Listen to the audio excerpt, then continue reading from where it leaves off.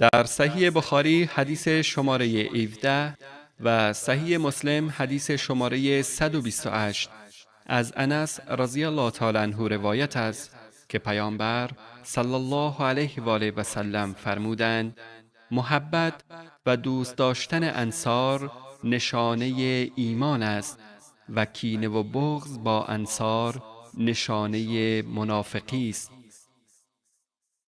همچنین در صحیح بخاری حدیث شماره 3783 و صحیح مسلم حدیث شماره 129 از برا رضی الله تعالی عنه روایت است که پیامبر صلی الله علیه و آله و سلم فرمودند: هر کس انصار را دوست داشته باشد مؤمن است و هر کس نسبت به آنها کینه و عداوت داشته باشد منافق است. کسی که انصار را دوست داشته باشد الله عزوجل او را دوست دارد. و در صحیح بخاری حدیث شماره 3783 و صحیح مسلم حدیث شماره 129 از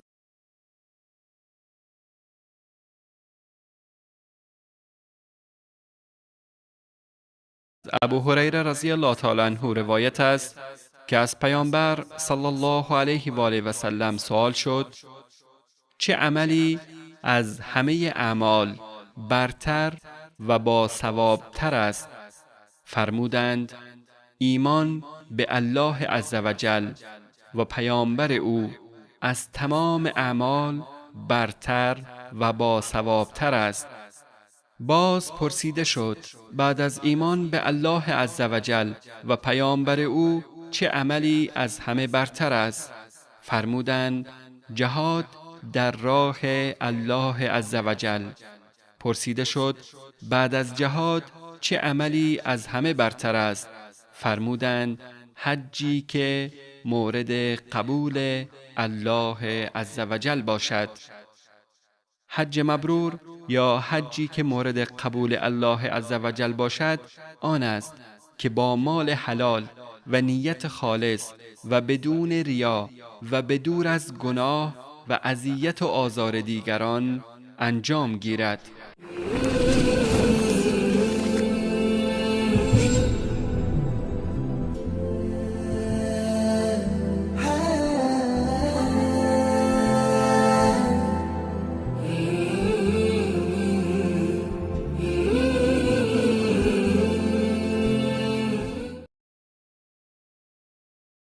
در صحیح بخاری حدیث شماره 527 و صحیح مسلم حدیث شماره 137 از عبدالله ابن مسعود رضی الله تعالی عنه روایت است که فرمود: از پیامبر صلی الله علیه و آله و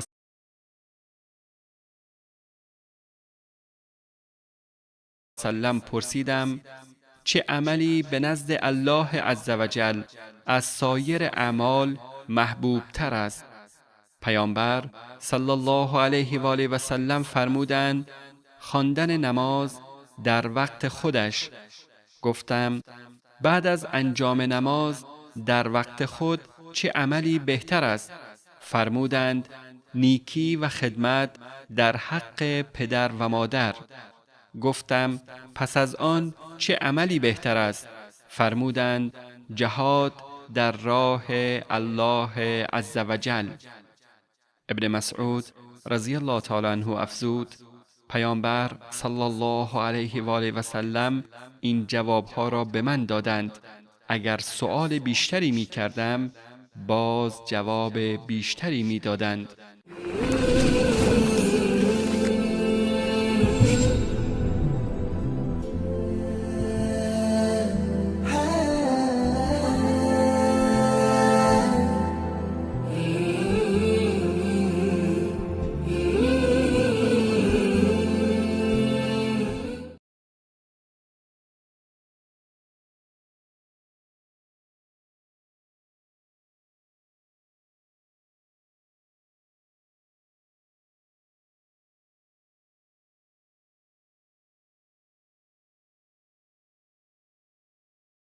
در صحیح بخاری حدیث شماره 1238 و صحیح مسلم حدیث شماره 150 از عبدالله ابن مسعود رضی الله تعالی عنه روایت است که پیامبر صلی الله علیه و آله و سلم فرمودند کسی که بمیرد و برای الله عزوجل شریکی قرار داده باشد داخل دوزخ می شود. ابن مسعود فرمود من هم می گویم کسی که بمیرد و شریکی برای الله عزوجل قرار ندهد به بهشت خواهد رفت.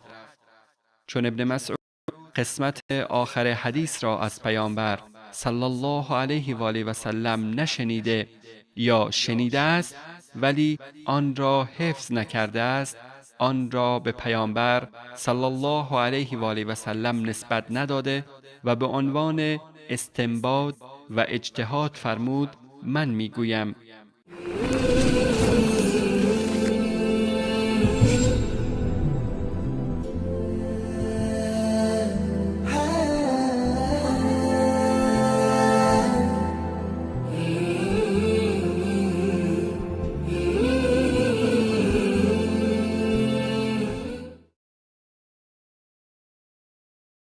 در صحیح بخاری حدیث شماره 1237 و صحیح مسلم حدیث شماره 153 از ابوذر رضی الله تعالی عنه روایت است که پیامبر صلی الله علیه و آله و سلم فرمودند فرشته‌ای از جانب الله عزوجل پیش من آمد و به من خبر داد یا مژده داد هر کسی از امت شما بمیرد و هیچ شریکی برای الله عزوجل قرار نداده باشد داخل بهشت می شود. ابوذر رضی الله تعالی عنه فرمود گفتم اگر مرتکب زنا و دزدیم شده باشد باز به بهشت خواهد رفت؟ پیامبر صلی الله علیه و آله و سلم فرمودند آری اگر مرتکب زنا و دزدیم شده باشد به بهشت خواهد رفت.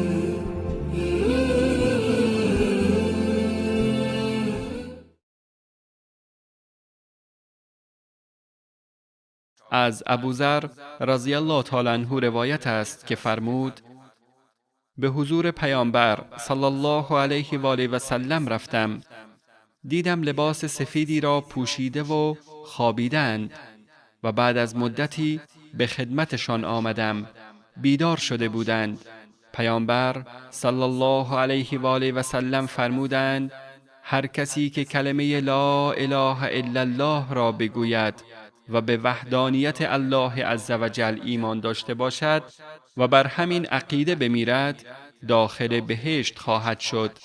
ابوذر رضی الله تعالی عنه فرمود گفتم هرچند مرتکب زنا و دزدیم شده باشد؟ پیامبر صلی الله علیه و آله و سلم فرمودند آری هرچند مرتکب زنا و دزدیم شده باشد. گفتم هرچند مرتکب زنا و دزدیم شده باشد؟ پیامبر صلی الله علیه و آله و سلم فرمودند آری هرچند مرتکب زنا و دزدیم شده باشد. گفتم هرچند مرتکب زنا و دزدیم شده باشد؟ پیامبر صلی الله علیه و آله و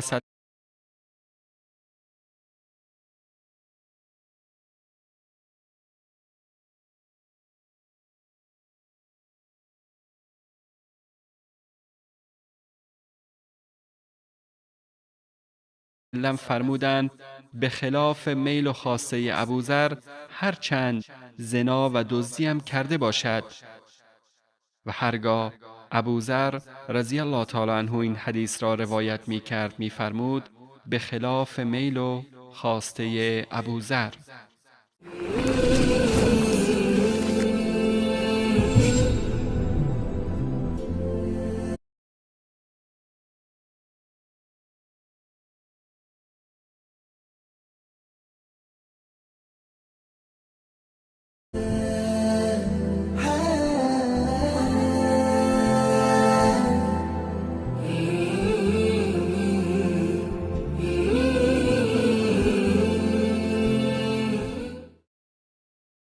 در صحیح بخاری حدیث شماره 6874 و صحیح مسلم حدیث شماره 163 از ابو موسی رضی الله تعالی عنه روایت است که پیامبر صلی الله علیه و آله و سلم فرمودند کسی که علی ما اسلحه بردارد از ما نیست.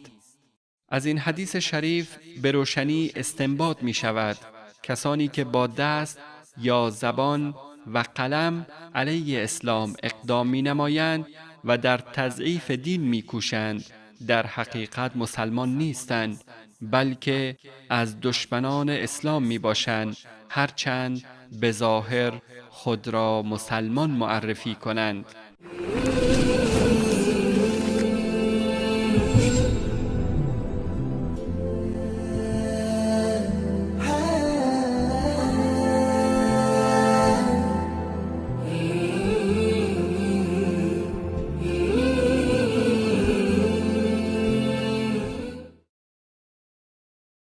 در صحیح بخاری حدیث شماره 1294 و صحیح مسلم حدیث شماره 165 از عبدالله پسر مسعود رضی الله تعالی عنه روایت است که پیامبر صلی الله علیه و آله و سلم فرمودند کسی که به هنگام بلا سیلی به صورت خود بزند و یقه یا یخن و پیراهن را پاره کند و به شیوه دوران جاهلیت به گریه و زاری بپردازد از ما نیست و با چنین کاری دچار معصیت و گناه بزرگی می شود و عملی از خود نشان می دهد که مخالف اسلام است.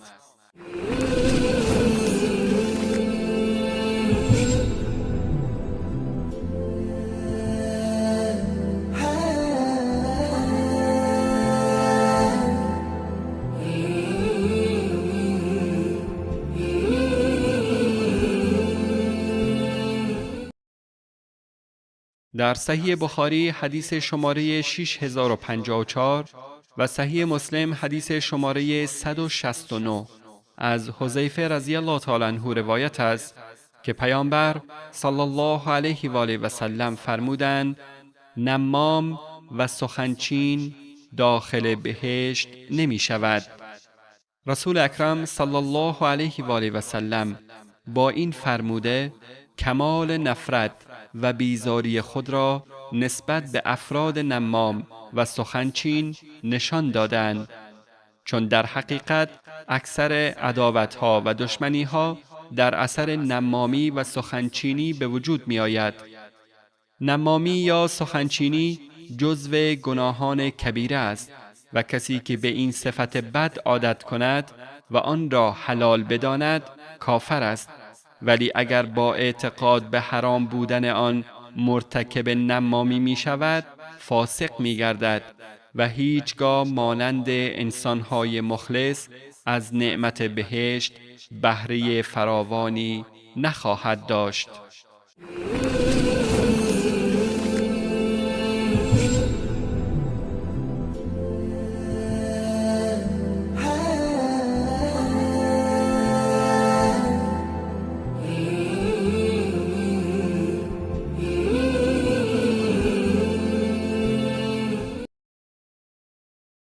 در صحیح بخاری حدیث شماره 2358 و صحیح مسلم حدیث شماره 173 از ابو هریره رضی الله تعالی عنه روایت است که پیامبر صلی الله علیه و آله و سلم فرمودند 3 نفر هستند که الله عزوجل در روز قیامت به آنان توجه نمی کند و به آنان نمی نگرد و آنان را از گناه پاک نمی گرداند و برای آنان عذاب دردناکی است. اول کسی که در صحرا آب اضافی به همراه دارد و آن را از مسافری که به آن نیازمند است منع می نماید. دوم کسی که با امام و رهبر خود تنها به خاطر مسائل دنیوی بیعت می نماید. اگر امامش به او کمک مادی بنماید از او راضی است و اگر به او کمک نکند بر امامش عصبانی می شود. سوم، کسی که بعد از نماز عصر کالای خود را در معرض فروش قرار می دهد و می گوید قسم به الله که جز او معبودی نیست، این کالا را به این مبلغ خریدم و مردم هم حرف او را باور می کنند. سپس این آیه را تلاوت فرمودند. إن الذين يشترون بعهد الله وأيمانهم ثمنا قليلا أولئك لا خلاق لهم في الآخرة ولا يكلمهم الله ولا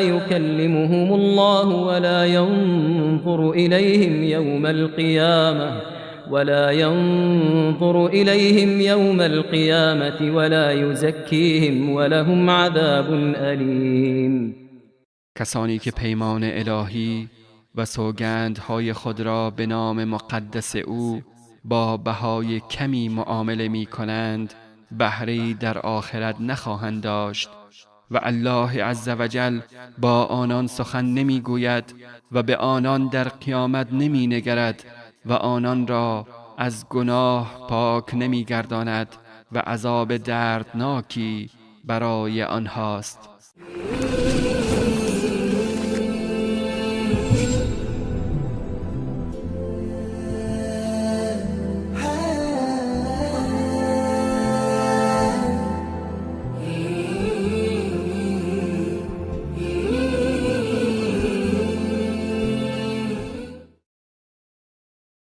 در صحیح بخاری حدیث شماره 4855 و صحیح مسلم حدیث شماره 289 از مسروق رحمت الله علیه روایت است که فرمود به حضرت عایشه صدیقه رضی الله تعالی عنها گفتم ای مادر محترم، آیا محمد صلی الله علیه و آله و سلم پروردگارش را رویت کرده است؟ ام المؤمنین عایشه رضی الله تعالی عنها فرمودند از این سوال شما بدنم به لرزه درآمد. شما به 3 موضوع چه کار دارید؟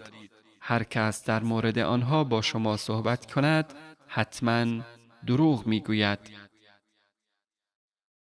اول کسی که بگوید محمد صلی الله علیه و آله و سلم پروردگارش را دیده است حتما دروغ گفته است. آنگاه ام المؤمنین عایشه رضی الله تعالی عنها این آیه ها را خواندند. لا تدركه الأبصار وهو يدرك الأبصار وهو اللطيف الخبير. چشمها قدرت درک و دیدن الله عزوجل را ندارند، اما الله عزوجل چشمها را می بیند، لطیف است و آگاه به همه امور است. و الله سبحانه و تعالی می فرماید وما كان لبشر أن يكلمه الله إلا وحيا أو من وراء حجاب. هیچ انسانی شایستگی آن را ندارد که الله عزوجل با او گفتگو کند مگر اینکه به صورت فرستادن پیام یا از پشت پرده باشد. سپس ام المؤمنین عایشه رضی الله تعالی عنها فرمودند دوم کسی که به شما بگوید میدانم فردا چه خواهد شد حتما دروغ گفته است. عایشه رضی الله تعالی عنها این آیه را خواندند. وما تدري نفس ماذا تكسب غدا. هیچ نفسی نمیداند که فردا چه خواهد کرد و سرانجام او چیست. سوم کسی که به شما بگوید پیامبر صلی الله علیه و آله و سلم چیزی را از دستورات الله عزوجل پنهان نموده و آن را به مردم ابلاغ نکرده است حتما دروغ گفته است. آنگاه عایشه رضی الله تعالی عنها این آیه را قرائت نمود. يا أيها الرسول بلغ ما أنزل إليك من ربك. ای رسول الله ابلاغ کن آنچه را که از جانب پروردگارت برایت آمده است. بعداً ام المؤمنین عایشه صدیقه رضی الله تعالی عنها فرمودند اما پیامبر صلی الله علیه و آله و سلم دوبار جبرئیل علیه السلام را در شکل و صورت واقعی که دارد دیده است.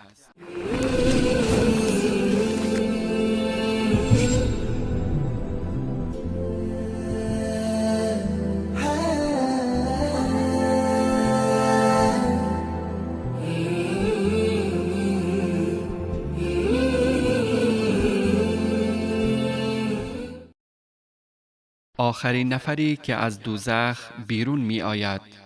در صحیح بخاری حدیث شماره 6571 و صحیح مسلم حدیث شماره 308 از عبدالله ابن مسعود رضی الله تعالی عنه روایت است که پیامبر صلی الله علیه و آله و سلم فرمودند من می‌دانم آخرین نفری که از دوزخ بیرون می آید و آخرین کسی که وارد بهشت می شود چه کسی است؟ او مردی است در حالی که با سینه خیز از دوزخ بیرون می آید. الله عزوجل به او می فرماید برو داخل بهشت شو. آن مرد به سوی بهشت می آید. فکر می کند که بهشت پر شده و جای خالی ندارد. برمی گردد و می گوید پروردگارا بهشت را دیدم که پر است و جای خالی ندارد. الله عزوجل می فرماید برگرد و داخل بهشت شو. باز به سوی بهشت می آید و آن را پر می بیند. آن مرد بر می گردد و می گوید پروردگارا بهشت را دیدم که پر شده است. مجدداً الله عزوجل به او می فرماید برگرد و داخل بهشت شو و به اندازه دنیا و 10 برابر آن در بهشت مال تو باشد. آن مرد می گوید پروردگارا مرا مورد تمسخر قرار می دهی؟ تو پادشاه و قدرتمند هستی. ابن مسعود رضی الله تعالی عنه فرمود دیدم که پیامبر صلی الله علیه و آله و سلم در این هنگام خنده اش گرفت و دندانهای آخرشان نمایان شد. گفته می شود این آخرین نفر و فقیرترین اهل بهشت می باشد که به او به اندازه دنیا و 10 برابر آن داده می شود.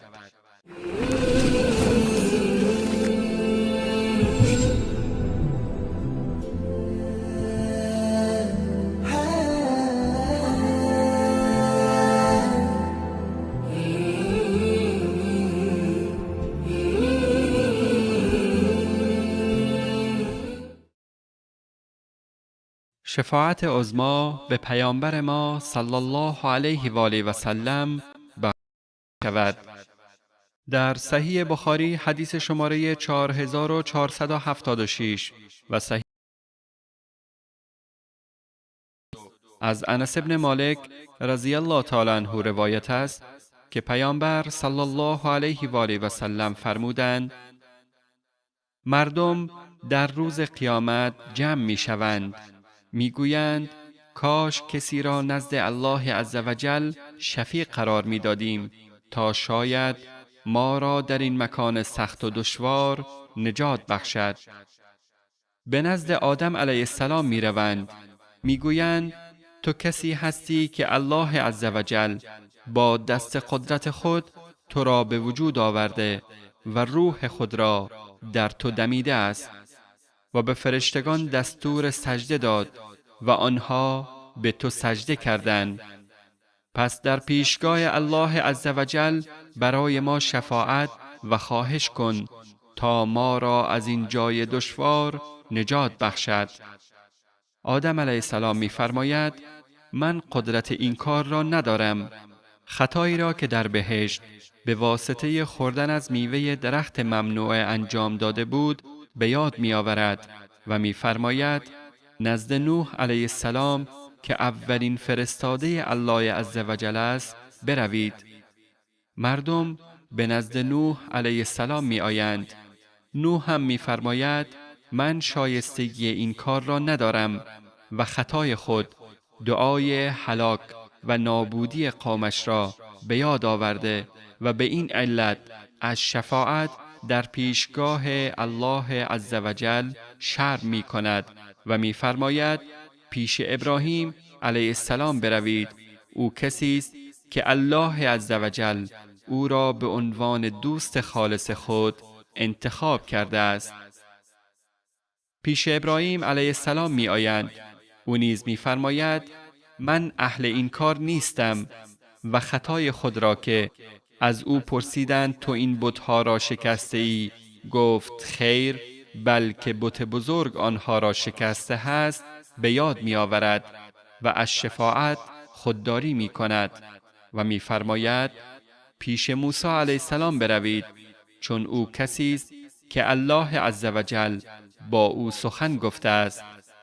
به نزد موسی علیه السلام می روند و موسی علیه السلام هم می فرماید من توانایی شفاعت برای شما را ندارم و خطای خود را که یک نفر کافر را به قتل رسانیده است به یاد می آورد و می فرماید پیش عیسی علیه السلام بروید. عیسی علیه السلام نیز می فرماید من شایستگی شفاعت را ندارم، به نزد محمد صلی الله علیه و آله و سلم بروید. او کسی است که الله عزوجل تمام خطاهایش را از اول تا به آخر بخشیده است. پیامبر صلی الله علیه و آله و سلم فرمودند آنگاه پیش من می آیند و از پروردگارم اجازه می خواهم همین که او را دیدم به سجده در می آیم. در مدتی که خواست الله عزوجل باشد مرا در حالت سجده باقی می گذارد. سپس می فرماید سرت را از سجده بردار و درخواست کن هر چرا که می خواهی به تو بخشیده می شود و هر چه می خواهی بگو گفته هایت شنیده و قبول خواهد شد و شفاعت کن شفاعتت پذیرفته می گردد. پیامبر صلی الله علیه و آله و سلم می فرمایند سرم را بلند می نمایم و الله عزوجل را با سپاس و ستایشی که آن را به من الهام می نماید ستایش می کنم. سپس شفاعت می نمایم و الله عزوجل تمام حالات و چگونگی شفاعت را برایم معلوم می نماید. آنگاه آنان را از دوزخ بیرون می آورم و وارد بهشتشان می کنم. سپس بر می گردم و برای سومین یا چهارمین بار به سجده در می آیم تا وقتی که هیچ کسی در دوزخ باقی نمی ماند مگر کسانی که کافر و مشرک باشند که آنان برابر نص قرآن همیشه در دوزخ باقی می مانند.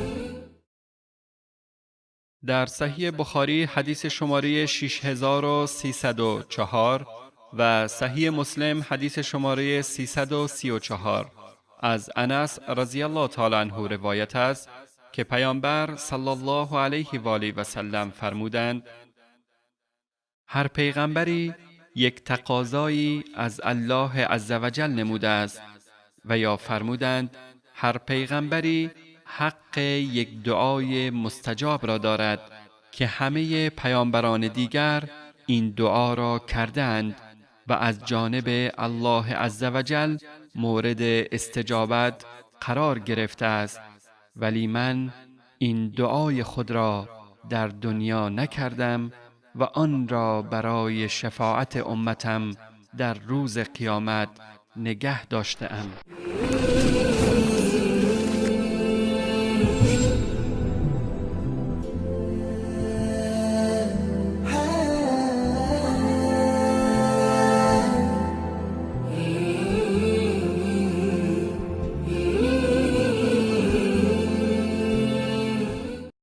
شفاعت پیامبر صلی الله علیه و آله و سلم برای ابو طالب و تخفیف عذاب او به واسطه شفاعت پیامبر صلی الله علیه و آله و سلم. در صحیح بخاری حدیث شماره 3883 و صحیح مسلم حدیث شماره 357، عباس ابن عبدالمطلب رضی الله تعالی عنه عموی پیامبر به پیامبر صلی الله علیه و آله و سلم فرمود: تو برای عمویت ابو طالب فایده‌ای نداشتی. او از شما خیلی دفاع می کرد و به خاطر شما ناراحت و خشمگین می شد. پیامبر صلی الله علیه و آله و سلم فرمودند: او اکنون در قطعه نازکی از آتش قرار دارد و اگر به خاطر من نمی بود در پایین ترین قعر دوزخ قرار می گرفت. و در روایت دیگر در صحیح بخاری حدیث شماره 3885 و صحیح مسلم شماره 360، ابو سعید خدری رضی الله تعالی عنه فرمود: یک بار درباره ابو طالب پیش پیامبر صلی الله علیه و آله و سلم بحث شد. شنیدم پیامبر صلی الله علیه و آله و سلم فرمودند: امیدوارم شفاعت من در قیامت برای او مفید واقع شده باشد. او در جایی قرار داده می شود که آتش آن کم است و تنها تا مچ پایش در آتش فرو می رود، ولی مغزش از شدت حرارت آن به جوش می آید.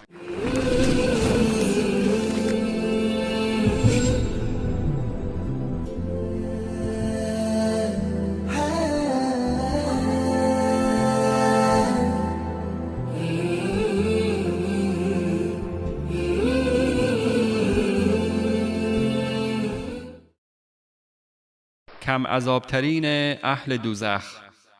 در صحیح بخاری حدیث شماره 6561 و صحیح مسلم حدیث شماره 323 از نعمان ابن بشیر رضی الله تعالی عنه روایت است که فرمود: شنیدم پیامبر صلی الله علیه و آله و سلم فرمودند: کم عذابترین اهل دوزخ در قیامت مردی است که بر پشت پاهایش قطعی از آتش قرار داده می شود که مغزش از شدت حرارت و ناراحتی آن به جوش می آید.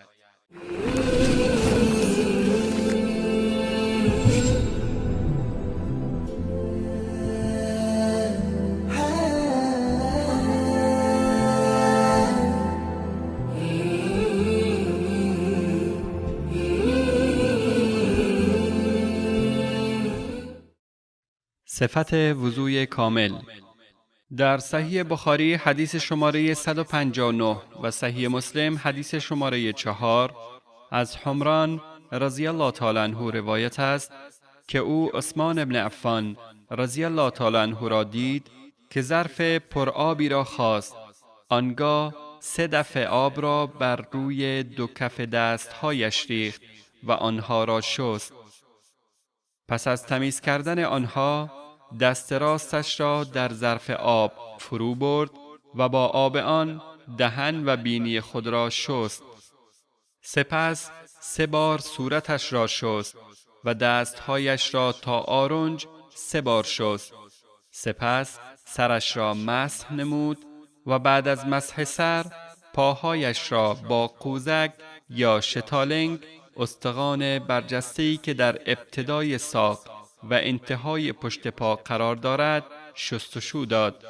آنگاه عثمان ابن عفان رضی الله تعالی عنه فرمود: پیامبر صلی الله علیه و آله و سلم فرموده است: کسی که مانند این وضوء من وضو بگیرد و بعد از آن 2 رکعت نماز بخواند و در این 2 رکعت فکرش را به مسائل دنیوی و چیزهایی که ربطی به نماز ندارد مشغول نکند، الله عزوجل گناههای صغیره گذشته او را می بخشد.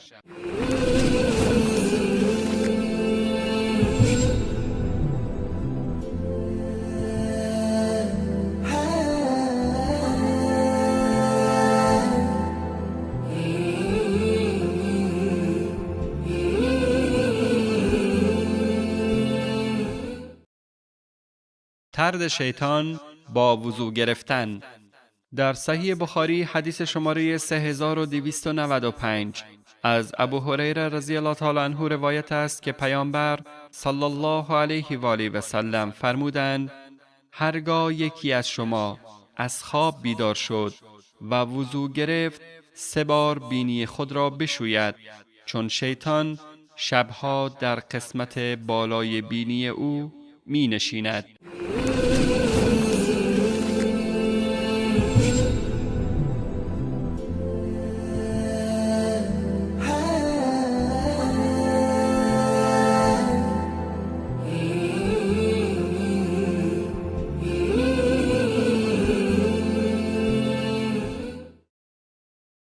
واجب بودن شستن هر 2 پا به تمامی.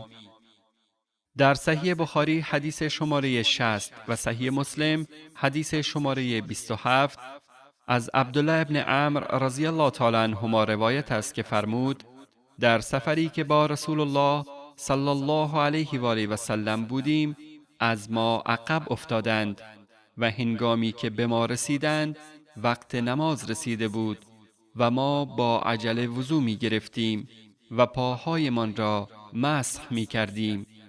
پیامبر صلی الله علیه و آله و سلم با صدای بلند ما را صدا کردند و 2 بار یا 3 بار فرمودند: وای بر کسانی که پاشنه‌های پای خود را نمی شویند و به آتش دوزخ گرفتار می شوند.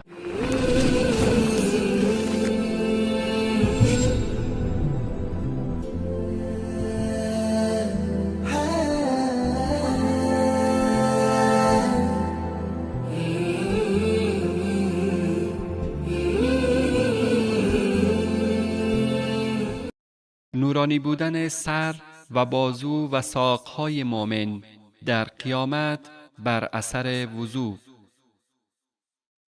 عن أبي هريرة رضي الله تعالى عنه قال: إني سمعت النبي صلى الله عليه وسلم يقول: إن أمتي يدعون يوم القيامة غرا محجلين من آثار الوضوء، فمن استطاع منكم أن يطيل غرته فليفعل. در صحیح بخاری حدیث شماره 136 و صحیح مسلم حدیث شماره 35 از ابو هریره رضی الله تعالی عنه روایت است که فرمود: شنیدم که پیامبر صلی الله علیه و آله و سلم فرمودند: همانا امت من در روز قیامت در اثر وضو گرفتن با صورت و دست و پاهای سفید فرا خوانده می شوند. پس هر کس از شما که می تواند بر سفیدی پیشانی و دست و پایش بیفزاید حتما این کار را بکند.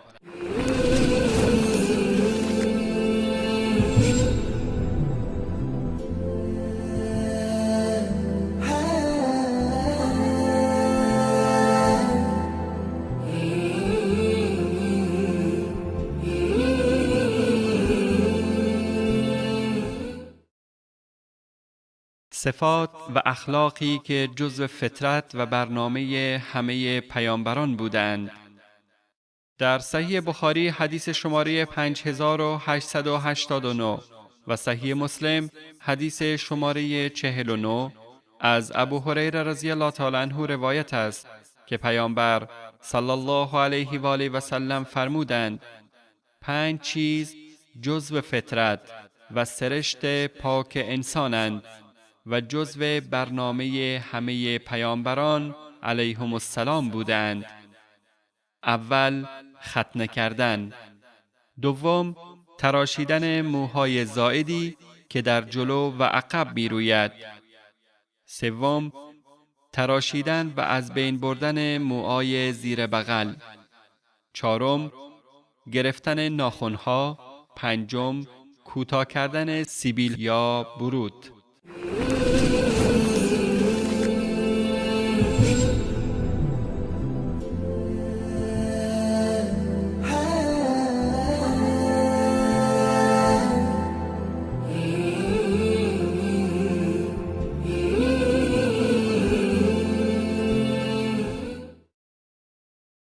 آداب نشستن برای قضای حاجت.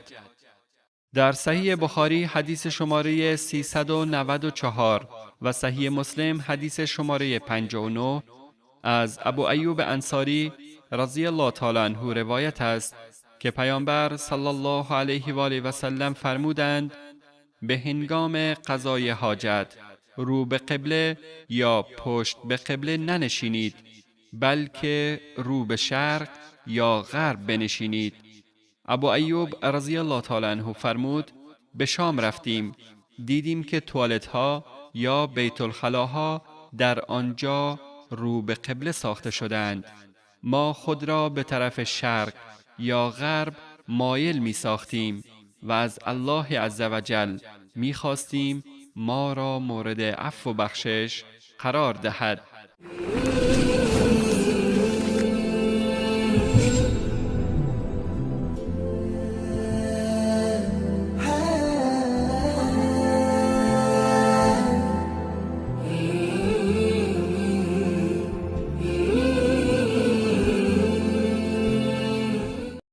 فضیلت مسواک. در صحیح بخاری حدیث شماره 887 و صحیح مسلم حدیث شماره 42 از ابو هریره رضی الله تعالی عنه روایت است که پیامبر صلی الله علیه و آله و سلم فرمودند اگر برای امتم مشقت و سختی ایجاد نمی کرد به آنان دستور می دادم که با هر نمازی دهان خود را مسواک کنند.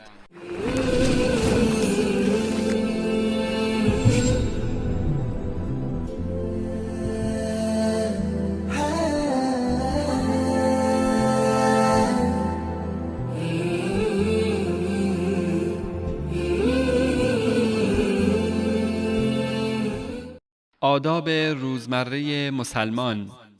در صحیح بخاری حدیث شماره 153 و صحیح مسلم حدیث شماره 63 از ابو قتاده رضی الله تعالی عنه روایت است که پیامبر صلی الله علیه و آله و سلم فرمودند وقتی کسی از شما آب می نوشد نباید در ظرف آب هوای نفس کشیدن او داخل گردد و وقتی که به توالت یا بیت الخلا می رود با دست راست آلت تناسلی خود را لمس نکند و با دست راست خود را تمیز یا استنجا و استجمار ننماید.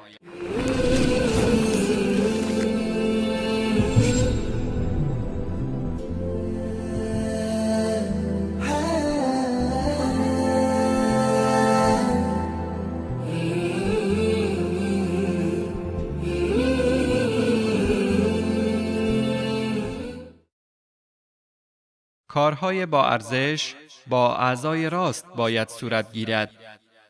در صحیح بخاری حدیث شماره 168 و صحیح مسلم حدیث شماره 67 عایشه رضی الله تعالی عنها می‌فرماید پیامبر صلی الله علیه و آله و سلم دوست داشتند به هنگام پوشیدن کفش و شانه کردن موهای سرشان و تمیز نمودن بدنشان و خلاصه در تمام کارهای خیر و با ارزش طرف راستشان را به جلو انداخته و با طرف راست آن را شروع می کردند.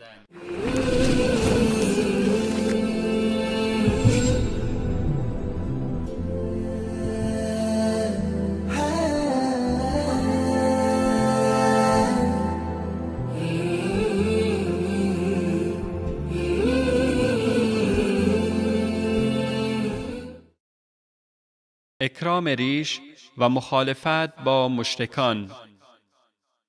در صحیح بخاری حدیث شماره 5892 و صحیح مسلم حدیث شماره 52 از ابن عمر رضی الله تعالی عنهما روایت است که پیامبر صلی الله علیه و آله و سلم فرمودند به منظور مخالفت با مشرکین ریش خودتان را بلند بگذارید ولی سیبیل‌ها یا برودها را کوتاه کنید.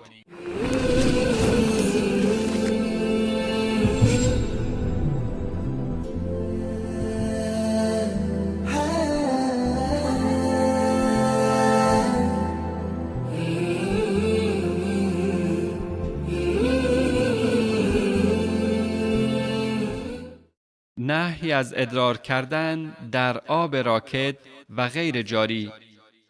در صحیح بخاری حدیث شماره 239 و صحیح مسلم حدیث شماره 95 از ابو هریره رضی الله تعالی عنه روایت است که فرمود از پیامبر صلی الله علیه و آله و سلم شنیدم که فرمودند نباید کسی از شما در آب راکدی که در جای خود باقی میماند و حرکت نمی کند ادرار کند که سپس ناچار شود خود را در آن بشوید.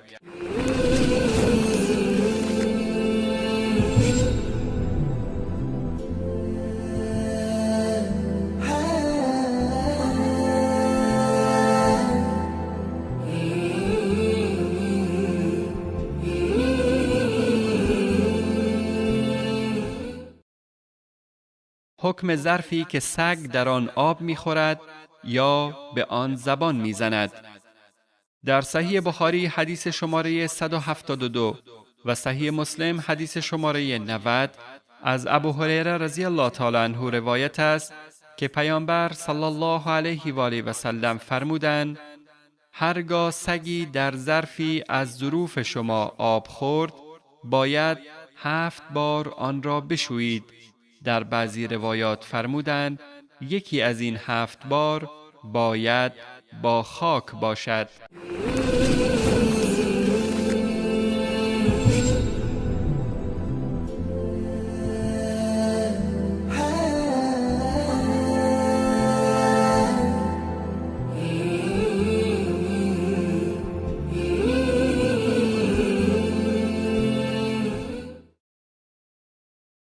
حکم ادرار طفل شیرخوار و چگونگی شستن آن. در صحیح بخاری حدیث شماره 222 عایشه رضی الله تعالی عنها فرمود کودکان را پیش پیامبر بزرگوار اسلام صلی الله علیه و آله و سلم می آوردند و برای آنان دعا می کردند. کودکی را آوردند که بر لباس پیامبر صلی الله علیه و آله و سلم ادرار کرد. پیامبر صلی الله علیه و آله و سلم درخواست آب کردند و مقداری آب را بر محل ادرار پاشیدند ولی آن را نشستند. و در صحیح بخاری حدیث شماره 223 ام قیس دختر محسن رضی الله تعالی عنها فرمود پسر شیرخواری داشتم که هنوز غذا نمیخورد و آن را پیش پیامبر صلی الله علیه و آله و سلم بردم. رسول الله صلی الله علیه و آله و سلم او را در دامن خود نشاندند.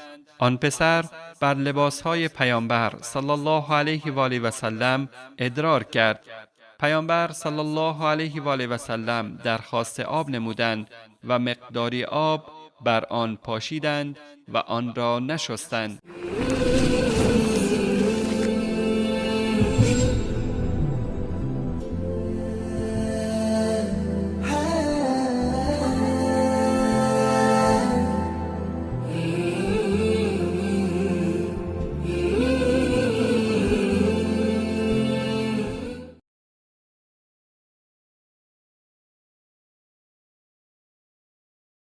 نجس بودن خون حیض و چگونگی شستن آن.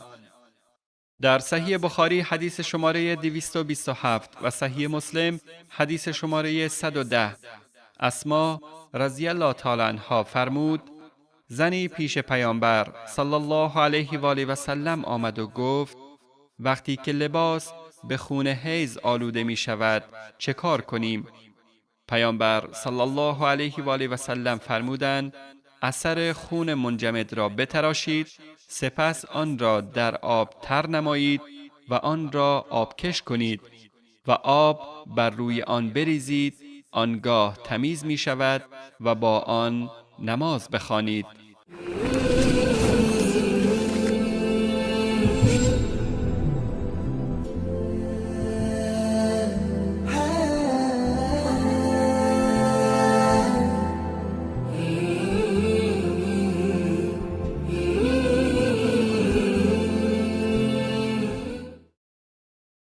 از اسباب عذاب قبر.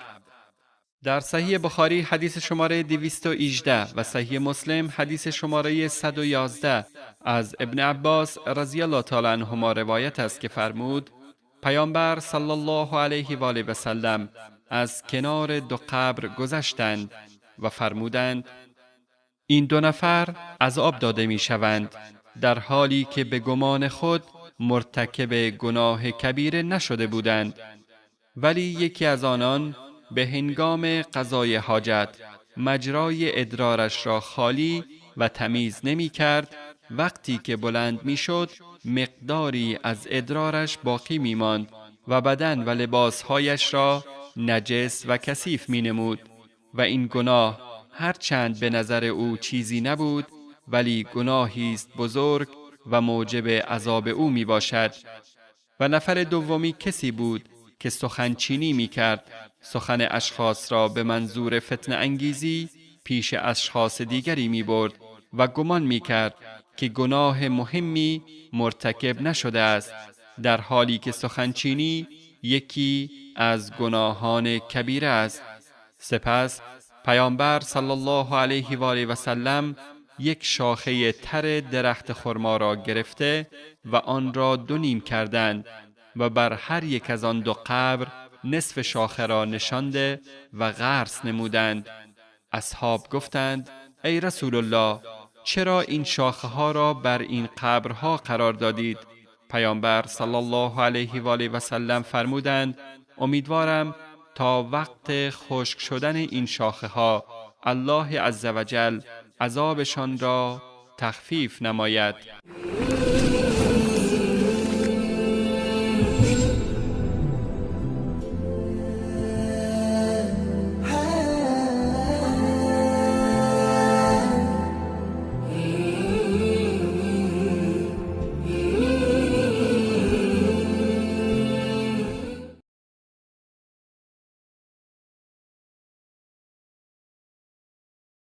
تماس و نزدیکی شوهر با همسرش در حال حیض بدون جماع. در صحیح بخاری حدیث شماره 302 و صحیح مسلم حدیث شماره 64 ام المؤمنین عایشه صدیقه رضی الله تعالی عنها فرمودند هرگاه یکی از ما یعنی زنان پیامبر صلی الله علیه و آله و سلم به حالت حیض در می آمد و پیامبر صلی الله علیه و آله و سلم می خواستند با او مباشره کنند و تماس بگیرند، به او دستور می‌دادند که از ابتدای حالت حیض یا عادت ماهانه دامن یا ازار را بر روی ناف و زانوهایش ببندد. آنگاه بجز جماع هر گونه تماس و مباشرتی را با او می‌گرفتند. عایشه رضی الله تعالی عنها فرمودند کدام یک از شما می‌تواند مانند پیامبر صلی الله علیه و آله و سلم بر نفس خود تسلط داشته باشد؟ یعنی در مورد تماس با زن در حالت حیض. باید بگوییم به اتفاق علمای اسلام به دلیل نص قرآن و حدیث جماع با زن در حال حیض حرام است و کسی که آن را حلال بداند کافر است و کسی که با عقیده به حرام بودن آن مرتکب چنین عملی شود گناه بزرگی مرتکب شده است که باید توبه کند. ولی تماس شوهر با زنش در حالت حیض یا عادت ماهانه به هر کیفیتی که باشد به شرط اینکه جماع صورت نگیرد اشکالی ندارد، برخلاف اقوام و ادیانی که قبل از اسلام در هنگام حیض یا عادت ماهانه زنها را از خانه ها بیرون می کردند و با آنها زیر یک سقف زندگی نمی کردند و با آنها غذا نمی خوردند. گویا پیامبر بزرگوار اسلام صلی الله علیه و آله و سلم در این روایت می خواهند این عادت زشت را که در میان کفار رواج داشت از بین ببرند و مقام و جایگاه زن را بیان نمایند.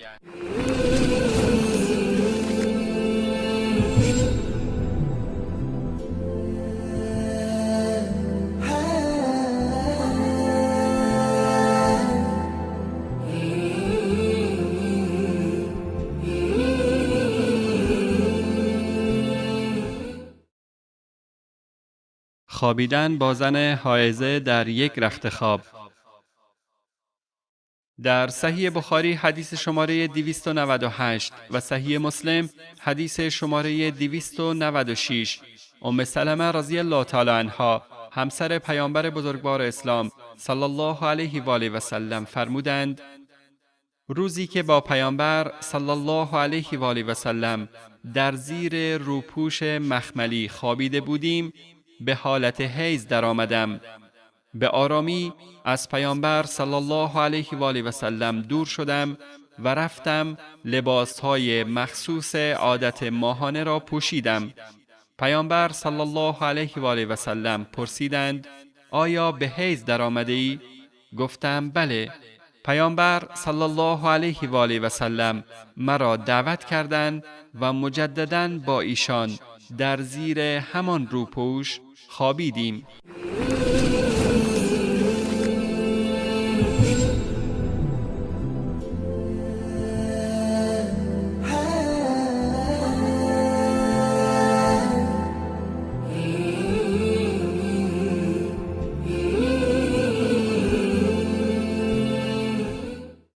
چگونگی رفتار پیامبر صلی الله علیه و آله و سلم با همسرانشان در حالت اعتکاف.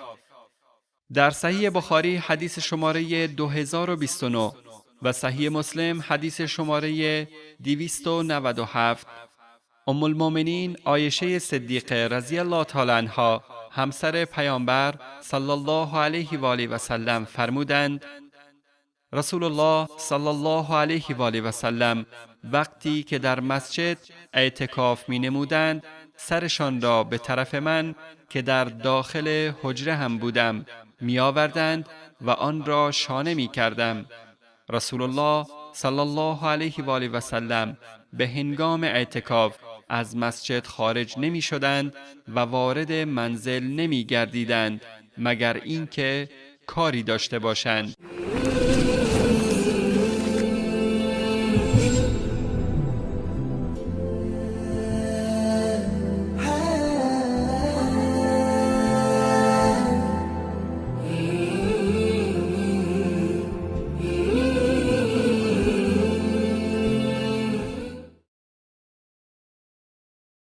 چگونگی غسل جنابت. در صحیح بخاری حدیث شماره 248 عایشه صدیقه رضی الله تعالی عنها همسر پیامبر صلی الله علیه و آله و سلم فرمودند: هرگاه پیامبر صلی الله علیه و آله و سلم غسل جنابت می‌کردند، ابتدا دستهایشان را می‌شستند، سپس وضوئی مانند وضوی نماز می‌گرفتند. آنگاه انگشت‌هایشان را در آب فرو می‌بردند و انگشت‌های تر را در بین موهایشان فرو می‌بردند و بعد از آن 3 مشت آب را با هر دو دستشان بر سرشان می‌ریختند و آب را بر تمام بدنشان جاری می‌ساختند. همچنین در صحیح بخاری حدیث شماره 259 و صحیح مسلم حدیث شماره 317 ام المؤمنین میمونه رضی الله تعالی عنها فرمود: آب غسل را بر دست پیامبر صلی الله علیه و آله و سلم می‌ریختم. ایشان هم با دست راستشان آب را بر دست چپشان ریختند و دستهایشان را شستند، سپس طهارت گرفتند و فرجشان را شستند. بعد از طهارت دست چپشان را که با آن طهارت کرده بودند به زمین زدند و بعداً آن را شستند و بعد از شستن دستهایشان دهان و بینیشان را نیز شستند. آنگاه صورتشان را شستند و آب را بر سرشان ریختند. سپس جایشان را عوض کردند و پاهایشان را شستند. قطیفه‌ای برایشان آوردند، ولی پیامبر صلی الله علیه و آله و سلم خود را با آن خشک ننمودند.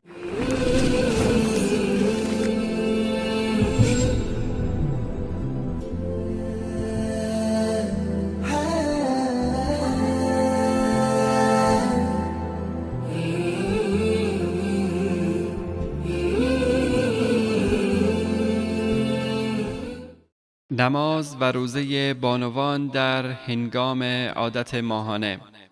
در صحیح بخاری حدیث شماره 321 و صحیح مسلم حدیث شماره 335 روایت شده است که زنی از عایشه صدیقه رضی الله تعالی عنها پرسید: آیا ما وقتی که از حیض پاک شدیم نماز زمان حیض را قضا کنیم؟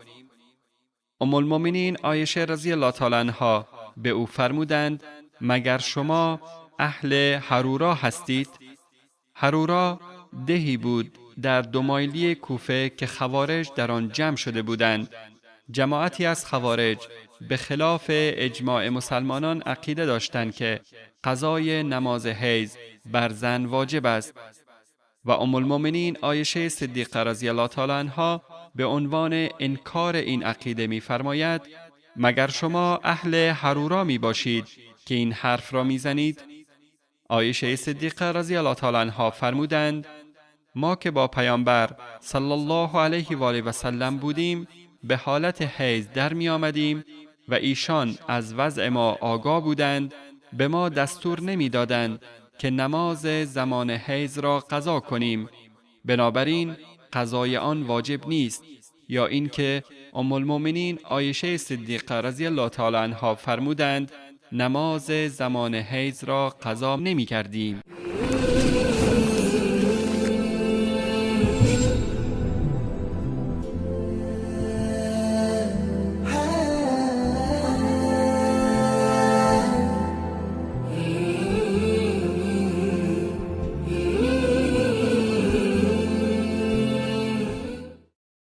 آداب غسل.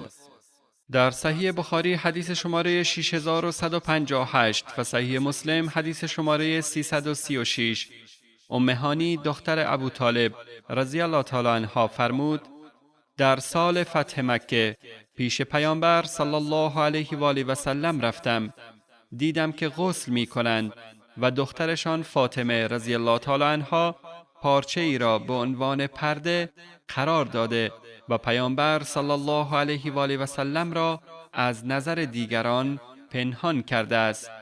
ام هانی فرمود: بر پیامبر صلی الله علیه و آله و سلم سلام کردم. فرمودند: چه کسی بود که آمد؟ گفتم: منم، ام هانی دختر ابو طالب. فرمودند: مرحبا، خوش آمدی ای ام هانی. وقتی که از غسل فارغ شدند برخاستند و در حالی که تنها 1 تکه لباس پوشیده بودند 8 رکعت نماز خواندند. وقتی که از نماز فارغ شدند گفتم: ای رسول الله، برادرم علی ابن ابی طالب خیال دارد با مردی بجنگد که من او را امان دادم و این شخص فلانی پسر حبیره است.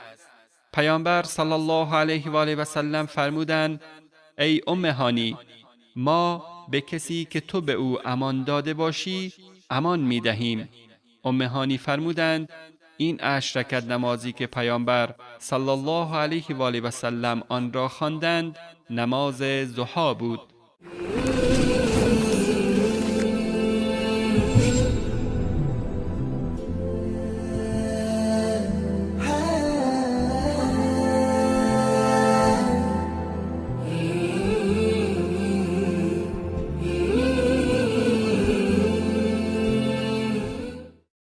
شک و یقین در وضو.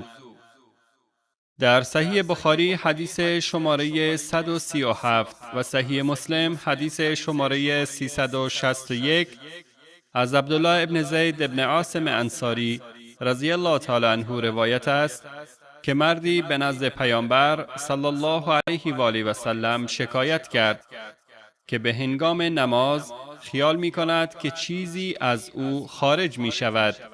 چه باید بکند؟ پیامبر صلی الله علیه و آله و سلم فرمودند: نماز را قطع مکن مگر اینکه یقین داشته باشی که صدایی شنیده‌ای یا بویی احساس کرده‌ای.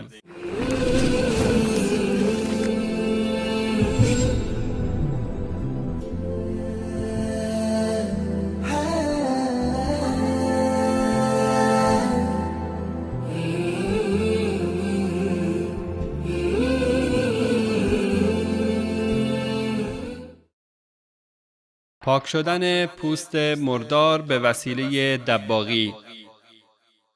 در صحیح بخاری حدیث شماره 1492 و صحیح مسلم حدیث شماره 363 ابن عباس رضی الله تعالی عنهما می‌فرماید پیامبر صلی الله علیه و آله و سلم دیدند گوسفندی را که از صدقه بیت المال به کنیز میمونه رضی الله تعالی عنها همسر خود بخشیده شده بود مردار گشته است. فرمودند چرا از پوستش استفاده ننموده اید؟ گفتند به خاطر اینکه گوسفند مردار شده است. پیامبر صلی الله علیه و آله و سلم فرمودند تنها خوردن گوشتش حرام می باشد، یعنی استفاده از پوست حیوان مردار بجز خوک و سگ برای پوشاک و غیره بعد از دباغی جایز می باشد.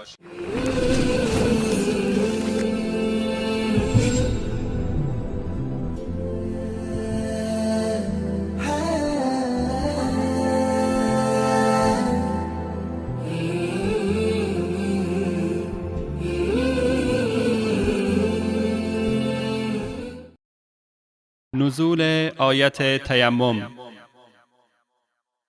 در صحیح بخاری حدیث شماره 334 و صحیح مسلم حدیث شماره 367 ام المؤمنین عایشه صدیقه رضی الله تعالی عنها همسر پیامبر صلی الله علیه و آله و سلم روایت می کند در سفری با پیامبر صلی الله علیه و آله و سلم از مدینه خارج شدیم تا اینکه به بیدا یا به ذات الجیش رسیدیم.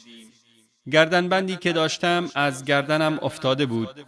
پیامبر صلی الله علیه و آله و سلم ایستادند تا آن را پیدا نمایند.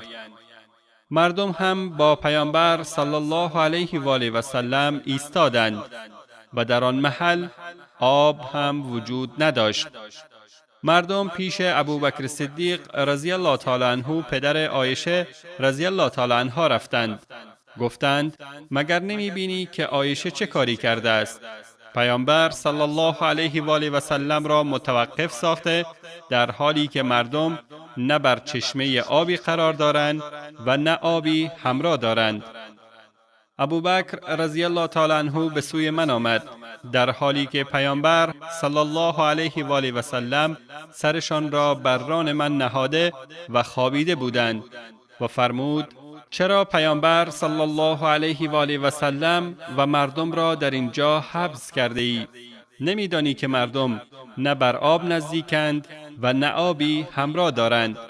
عایشه رضی الله تعالی عنها فرمود ابوبکر به شدت مرا مورد توبیخ و سرزنش قرار داد و آنچه که الله عزوجل خواست به من بگوید گفت و با مشت و سر انگشت دستش به کمر من میزد و من هم به خاطر اینکه سر پیامبر صلی الله علیه و آله و سلم بر رانم بود نمی توانستم تکان بخورم. پیامبر صلی الله علیه و آله و سلم بیدار شدند. وقتی که دیدن آب نیست الله متعال آیه تیمم را نازل فرمود. اصحاب تیمم کردند و یکی از اصحاب به نام اسید بن حضیر رضی الله تعالی عنه فرمود ای خانواده ابوبکر این اولین بار نیست که به وسیله شما خیر و برکت نصیب مردم می شود. عایشه رضی الله تعالی عنها فرمود سپس شتری را که بر آن سوار شده بودم از جایش حرکت دادیم و گردنبندم را در زیر آن پیدا کردیم.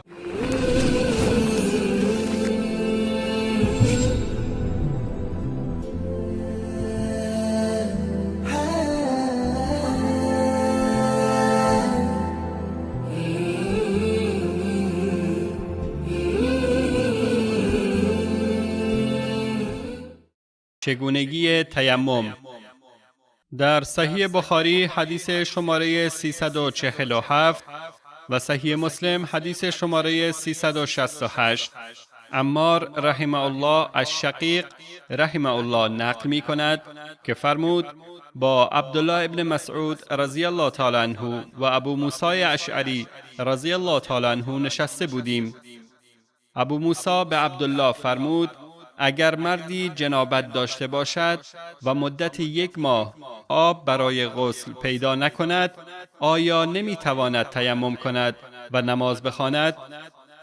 و تو این آیه سوره مائده را چطور ترجمه می کنی که می فرماید فلم تجدوا ماء فتیمموا صعیدا طیبا؟ اگر آبی را نیافتید پس با خاک پاک تیمم کنید. منظور ابو موسی رضی الله تعالی عنه این است که طبق این آیه در هر مدت زمانی که آب پیدا نشود، خواه این مدت زیاد باشد یا کم، با تیمم جایز است نماز خوانده شود.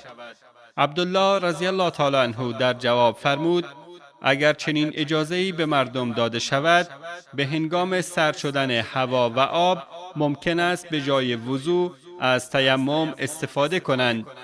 شقیق رحمه الله افزود: به ابو موسی گفتم پس اگر عبدالله رضی الله تعالی عنه تیمم را برای مدت زیادی دوست ندارد، به خاطر این است که مردم در مسئله وضو دچار سهلنگاری می شوند و در موارد غیر ضروری هم به جای وضو تیمم می کنند. ابو موسی رضی الله تعالی عنه فرمود: بله همینطور است. ابو موسی به عبدالله فرمود: مگر نشنیده ای که عمار به عمر رضی الله تعالی عنهما چه فرمود؟ فرمود: پیامبر صلی الله علیه و آله و سلم مرا به دنبال کاری فرستادند و در این اثنا دچار جنابت شدم و آب هم نبود. من هم بدن خود را به خاک مالیدم، همانطوری که یک حیوان خود را به خاک می مالد و این موضوع را به پیامبر صلی الله علیه و آله و سلم گفتم. پیامبر صلی الله علیه و آله و سلم فرمودند: برای شما کافی بود که به این صورت تیمم کنید. 1 بار به زمین زدند، پس از پشت دست راستشان را با دست چپشان مسح کردند یا پشت دست چپشان را با کف دست راستشان مسح نمودند. سپس با این 1 بار دست به زمین زدن صورتشان را نیز مسح کردند.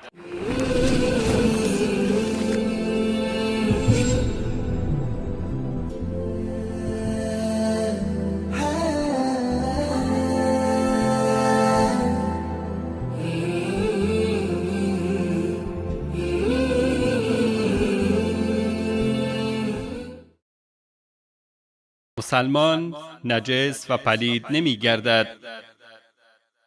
در صحیح بخاری حدیث شماره 283 و صحیح مسلم حدیث شماره 371 ابو هریره رضی الله تعالی عنه فرمود: در حالی که جنابت داشتم به حضور پیامبر صلی الله علیه و آله و سلم رسیدم.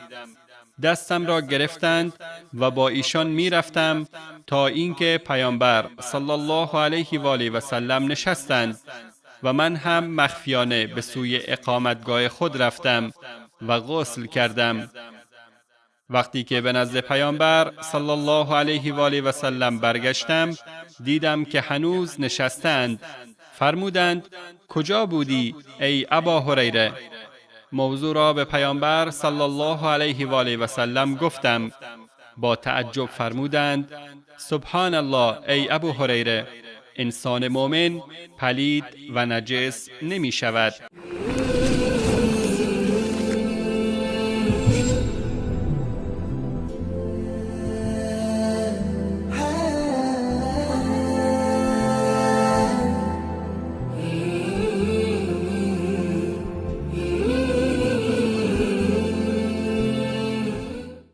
دعای پیامبر صلی الله علیه و آله و سلم به هنگام رفتن به توالت یا بیت الخلا.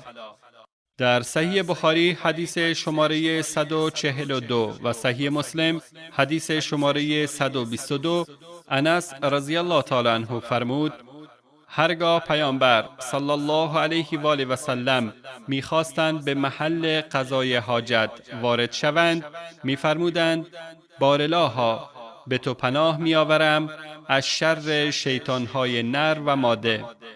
و در هنگام خارج شدن از توالت می‌فرمودند غفرانک، الهی از تو آمرزش می‌طلبم.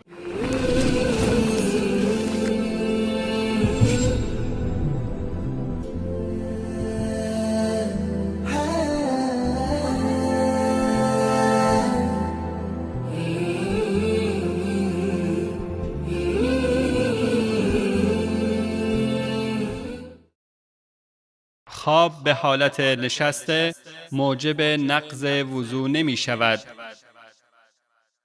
در صحیح بخاری حدیث شماره 642 و صحیح مسلم حدیث شماره 376 انس بن مالک رضی الله تعالی عنه فرمود اقامه نماز خوانده شد در حالی که پیامبر صلی الله علیه و آله و سلم با یک نفر در مورد یک امر مهم به صورت محرمانه در گوشه مسجد صحبت می‌کردند.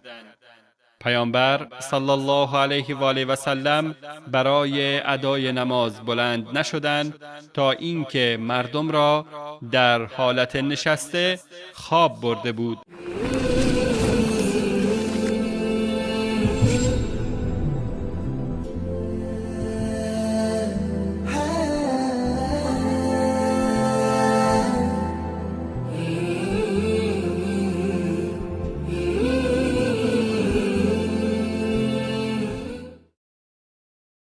پاداش گفتن سمع الله لمن حمده و گفتن آمین.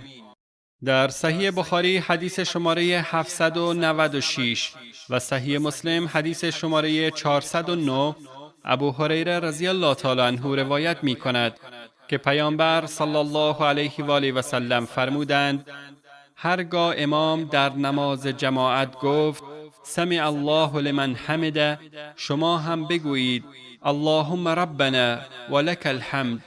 و کسی که همزمان با ملائکه آن را بگوید گناه صغیره گذشته‌اش بخشیده می شود. و در صحیح بخاری حدیث شماره 781 و صحیح مسلم حدیث شماره 410 ابو هریره رضی الله تعالی عنه روایت می کند که پیامبر صلی الله علیه و آله و سلم فرمودند هرگاه یکی از شما بعد از خواندن سوره فاتحه آمین بگوید و فرشتگان هم که آمین میگویند و این دو آمین با هم همزمان باشند گناهان گذشته او بخشوده می شود.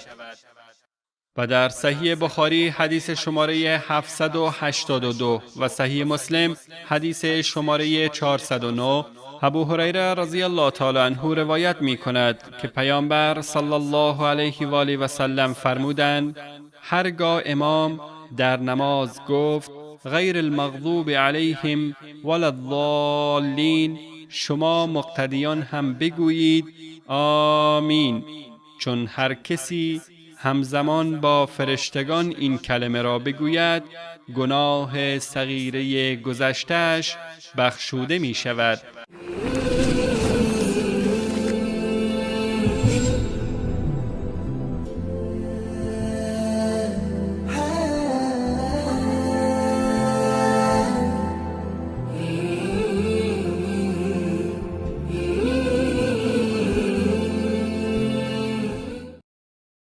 وجوب پیروی مقتدی از امام جماعت.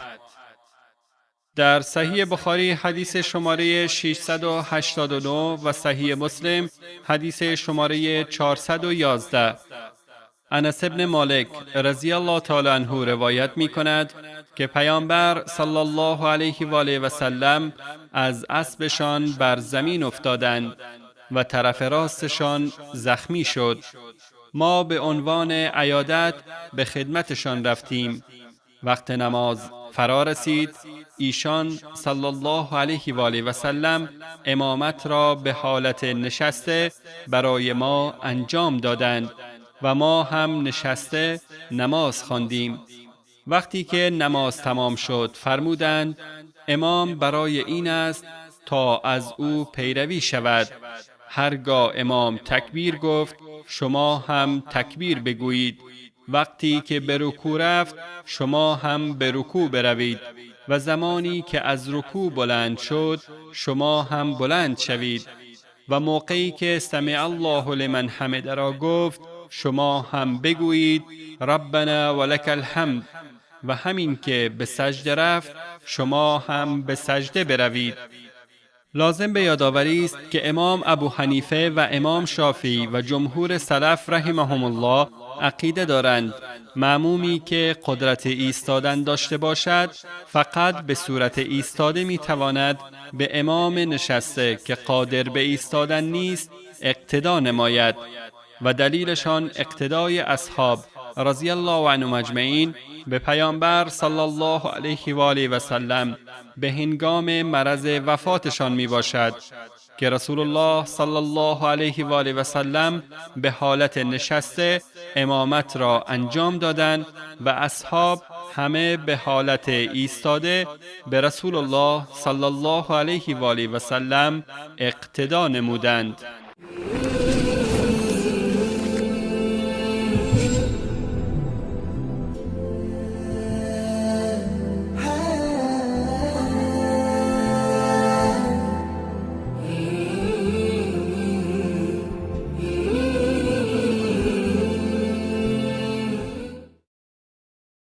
امام می تواند در هنگام عذر برای خود جانشین تعیین کند. در صحیح بخاری حدیث شماره 687 و صحیح مسلم حدیث شماره 418 عبیدالله ابن عبدالله ابن عتبه رحمه الله نقل می کند که به نزد ام المؤمنین عایشه رضی الله تعالی عنها رفتم و گفتم آیا چگونگی مرض موت پیامبر صلی الله علیه و آله و سلم را برایم بیان می کنید؟ عایشه رضی الله تعالی عنها فرمودند بله. وقتی که تب پیامبر صلی الله علیه و آله و سلم شدت گرفت فرمودند آیا مردم نماز را خواندند؟ گفتیم خیر، آنان منتظر شما هستند. فرمودند ظرف بزرگی را پر از آب کنید. عایشه رضی الله تعالی عنها فرمودند ما هم ظرف بزرگی را پر از آب نمودیم. پیامبر صلی الله علیه و آله و سلم نشستند و غسل کردند. سپس خواستند که بلند شوند، لیکن از شدت ناراحتی بیهوش شدند. بعداً به هوش آمدند و فرمودند آیا مردم نماز را خواندند؟ گفتیم خیر، آنان منتظر شما هستند ای رسول الله. فرمودند ظرف بزرگی را پر از آب کنید. عایشه رضی الله تعالی عنها فرمودند پیامبر صلی الله علیه و آله و سلم نشستند و مجدداً غسل کردند. آنگاه خواستند بلند شوند، مجدداً بیهوش شدند. وقتی که به هوش آمدند فرمودند آیا مردم نماز را خواندند؟ گفتیم خیر، آنان منتظر شما می باشند ای رسول الله. فرمودند ظرف بزرگی را از آب پر کنید. پیامبر صلی الله علیه و آله و سلم نشستند و غسل نمودند و خواستند بلند شوند، باز بیهوش شدند و بعد از اینکه به هوش آمدند فرمودند آیا مردم نماز را خواندند؟ گفتیم خیر، آنان منتظر شما می باشند ای رسول الله. مردم در مسجد جمع شدند و منتظر رسول الله برای امامت نماز عشا می باشند. پیامبر صلی الله علیه و آله و سلم کسی را نزد ابوبکر رضی الله تعالی عنه فرستادند تا نماز را به امامت برای مردم بخواند. فرستاده پیامبر صلی الله علیه و آله و سلم به نزد ابوبکر صدیق آمد و فرمود پیامبر صلی الله علیه و آله و سلم به شما دستور می دهد تا نماز را به امامت برای مردم بخوانی. ابوبکر رضی الله تعالی عنه که مردی نرم دل و با عاطفه ای بود به عمر رضی الله تعالی عنه فرمود شما امامت را برای مردم انجام بدهید. عمر رضی الله تعالی عنه به او فرمود شما برای این کار شایسته تر می باشید. ابوبکر رضی الله تعالی عنه این چند روز که پیامبر صلی الله علیه و آله و سلم شدیداً مریض بودند امامت نماز را برای مردم انجام دادند. سپس پیامبر صلی الله علیه و آله و سلم بهبودی و آرامشی در خود احساس نمودند و با تکیه بر دوش 2 نفر که یکی از آنها عباس رضی الله تعالی عنه بود برای نماز ظهر از منزل بیرون رفتند و در همان حال ابوبکر امامت نماز را برای مردم انجام میداد. وقتی که ابوبکر پیامبر صلی الله علیه و آله و سلم را دید خواست از جای خود به عقب برود و جا را برای پیامبر صلی الله علیه و آله و سلم خالی نماید، ولی پیامبر صلی الله علیه و آله و سلم به او اشاره کردند که به عقب نرود. پیامبر صلی الله علیه و آله و سلم به آن 2 مردی که بر دوش آنان تکیه کرده بود فرمودند مرا در کنار ابوبکر بنشانید. آنان پیامبر صلی الله علیه و آله و سلم را در کنار ابوبکر نشاندند. عبیدالله از قول عایشه رضی الله تعالی عنها نقل می کند ابوبکر به نماز پیامبر صلی الله علیه و آله و سلم اقتدا کرده بود و مردم هم به ابوبکر اقتدا کرده بودند و پیامبر صلی الله علیه و آله و سلم نیز نشسته بودند. عبیدالله رحمه الله می افزاید پیش عبدالله ابن عباس رضی الله تعالی عنهما رفتم، به ایشان گفتم آیا آنچه عایشه ام المؤمنین رضی الله تعالی عنها درباره مرض موت پیامبر صلی الله علیه و آله و سلم برایم بیان نموده است برای شما بازگو نکنم؟ عبدالله ابن عباس فرمود بگو. آنچه عایشه رضی الله تعالی عنها در این مورد فرموده بود برایش بازگو کردم. عبدالله ابن عباس هیچ ایراد و اعتراضی نکرد جز این که فرمود آیا ام المؤمنین عایشه رضی الله تعالی عنها نام نفر دومی که پیامبر صلی الله علیه و آله و سلم بر دوش او تکیه کرده بود ذکر کرده است؟ گفتم خیر. فرمود این نفر دومی علی رضی الله تعالی عنه بود.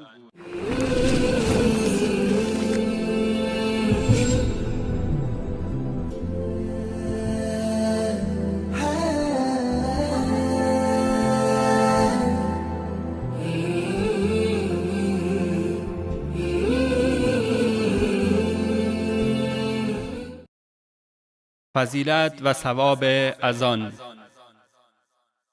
در صحیح بخاری حدیث شماره 608 و صحیح مسلم حدیث شماره 389 از ابو هریره رضی الله تعالی عنه روایت است که پیامبر صلی الله علیه و آله و سلم فرمودند هنگامی که اذان با صدای بلند گفته می شود شیطان پشت می کند و فرار می نماید و صدایی از خود در می آورد تا اذان را نشنود. وقتی که اذان تمام شد بر می گردد و همین که اقامه نماز گفته شد مجدداً دور می شود و پس از تمام شدن آن بر می گردد و مشغول شیطنت می شود تا اینکه در بین انسان و نفس او وسوسه ایجاد می کند و به او می گوید فلان امر را به یاد بیاور و چرا فلان کار را فراموش کردی و به اندازه نمازگزار را وسوسه می کند که نمازگزار نمی داند چند رکعت نماز خوانده است.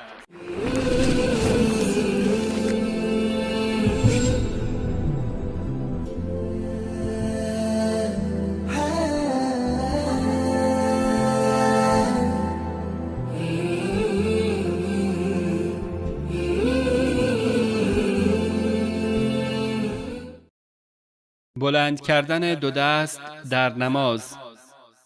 در صحیح بخاری حدیث شماره 736 و صحیح مسلم حدیث شماره 390 عبدالله ابن عمر رضی الله تعالی عنهما فرمود پیامبر صلی الله علیه و آله و سلم را دیدم هرگاه برای نماز می ایستادند دستهایشان را تا مقابل هر دو شانه‌شان بلند می کردند و همچنین به هنگام رفتن به رکوع و تکبیر آن دستهایشان را بلند می نمودند و وقتی که از رکوع بر می خواستند سمع الله لمن حمده را می فرمودند و دستهایشان را تا مقابل شانه هایشان بلند می کردند ولی به هنگام سجده رفتن و برخاستن از آن دستها را بلند نمی کردند.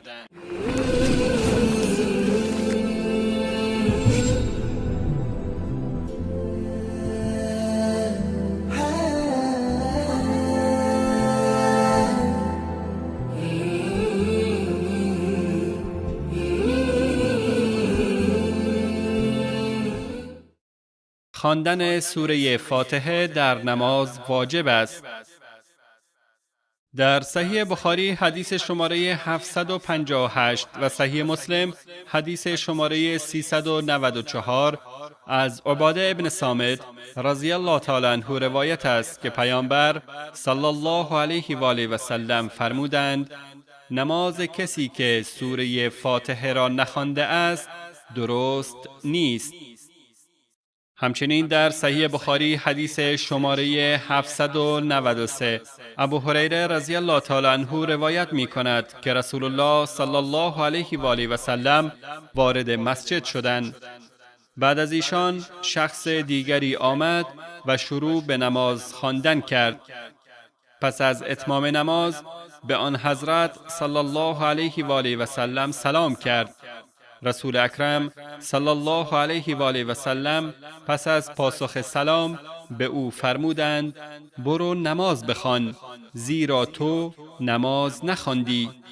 او رفت و همانطور که نماز خوانده بود نماز خواند.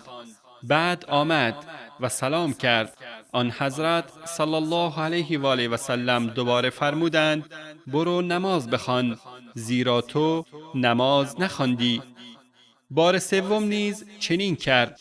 آنگاه گفت سوگند به ذاتی که تو را به حق فرستاده است من بهتر از این نمیدانم به من یاد بدهید. رسول الله صلی الله علیه و آله و سلم فرمودند هر وقت که خواستی نماز بخوانی نخست تکبیر بگو بعد آنچه از قرآن برایت میسر است بخوان سپس با آرامش کامل رکوع کن و پس از برداشتن سر از رکوع راست بایست و با آرامش کامل مکث کن. سرانجام با آرامش کامل سجده کن. پس از برداشتن سر از سجده با آرامش کامل بنشین و همین شیوه را در تمام نمازهایت رعایت کن.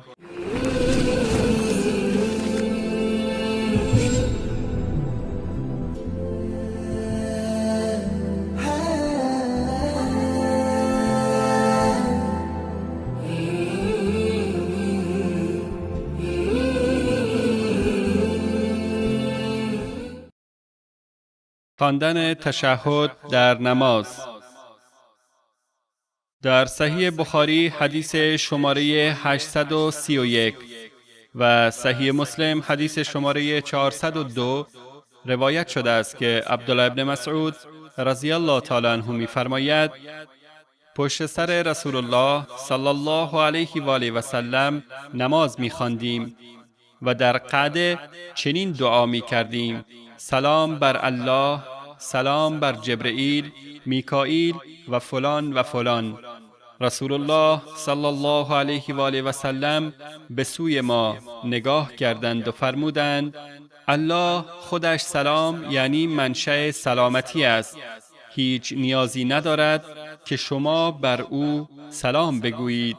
شما باید در نماز چنین بگویید التحيات لله والصلوات والطيبات السلام عليك أيها النبي ورحمة الله وبركاته. السلام علينا وعلى عباد الله الصالحين. یعنی همه درود و خیر و برکت ها و پاکی ها سزاوار ذات الله می باشد و درود و رحمت و برکت الله عزوجل بر شما ای رسول الله و درود بر ما و بندگان صالح و درستکار الله عزوجل.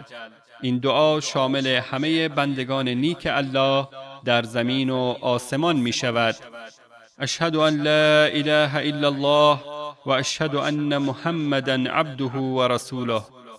یعنی گواهی می دهم که هیچ کسی سزاوار پرستش نیست جز ذات الله و گواهی می دهم که محمد صلی الله علیه و آله و سلم بنده و فرستاده الله عزوجل است. بعد از اینها اختیار دارد هر دعایی را که دوست دارد بخواند.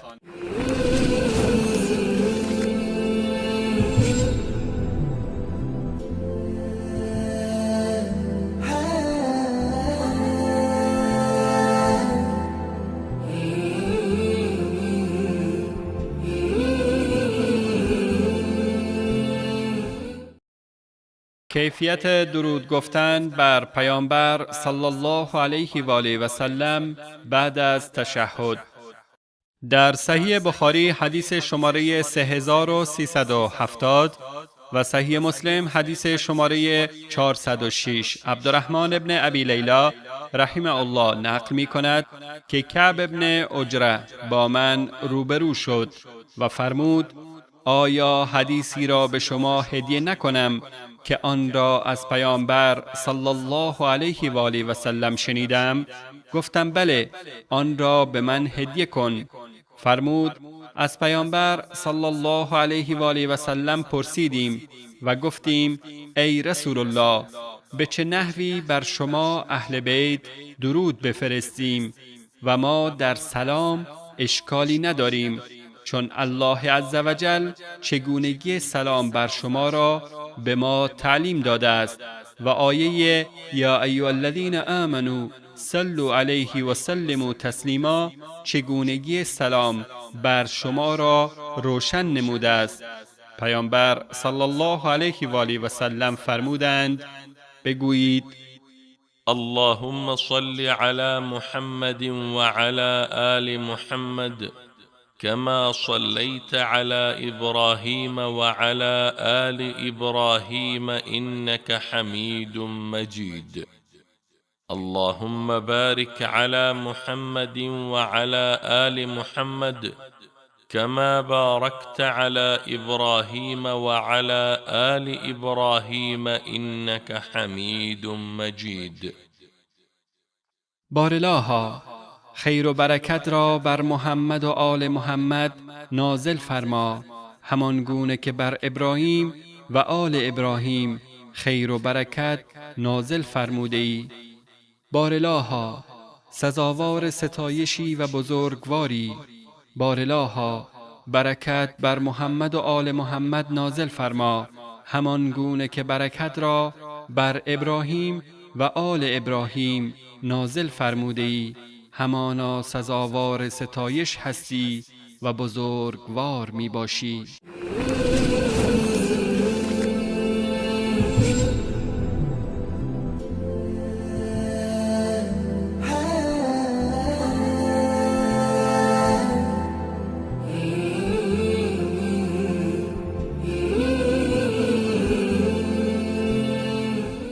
درود گفتن بر پیامبر صلی الله علیه و آله و سلم و اهل بیتشان بعد از تشهد. در صحیح بخاری حدیث شماره 3369 و صحیح مسلم حدیث شماره 407 ابو حمید ساعدی روایت می کند که گفتیم ای رسول الله چطور بر شما درود بفرستیم؟ پیامبر صلی الله علیه و آله و سلم فرمودند بگویید اللهم صل على محمد وأزواجه وذريته كما صليت على آل إبراهيم، وبارك على محمد وأزواجه وذريته كما باركت على آل إبراهيم إنك حميد مجيد. بارلاها درود و برکت نازل فرما بر محمد و همسران و فرزندانشان، همان گونه که درود و برکت را بر ابراهیم و آل ابراهیم نازل فرموده ای و برکت را بر محمد و همسران و فرزندان محمد نازل فرما، همانطور که بر ابراهیم و آل ابراهیم نازل فرموده ای. بارلاها همانا سزاوار سپاس هستی و بزرگوار می باشی.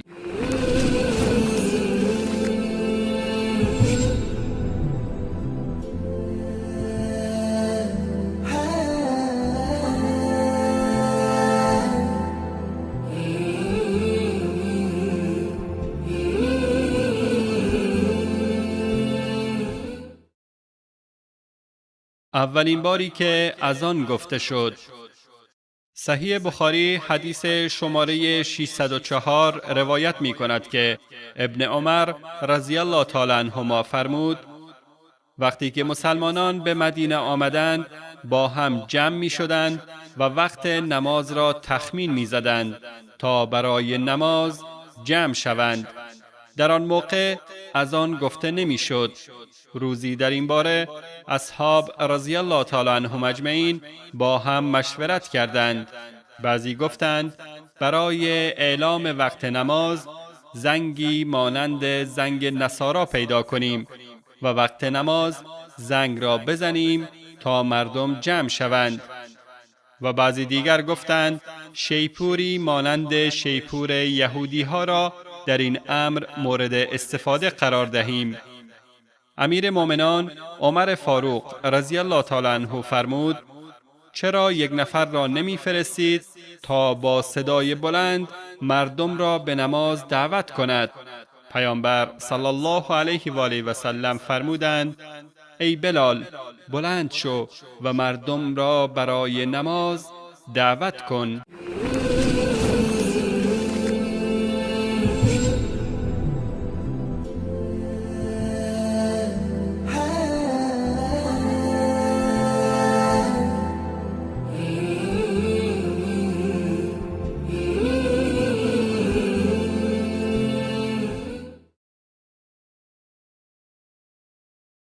پیامبر رحمت صلی الله علیه و آله و سلم در کنار همسرش قرآن می‌خواند. در صحیح بخاری حدیث شماره 297 و صحیح مسلم حدیث شماره 301 روایت شده است که عایشه رضی الله تعالی عنها فرمودند پیامبر صلی الله علیه و آله و سلم در آغوش من تکیه کرده بودند و قرآن می‌خواندند و من هم در حال حیض بودم.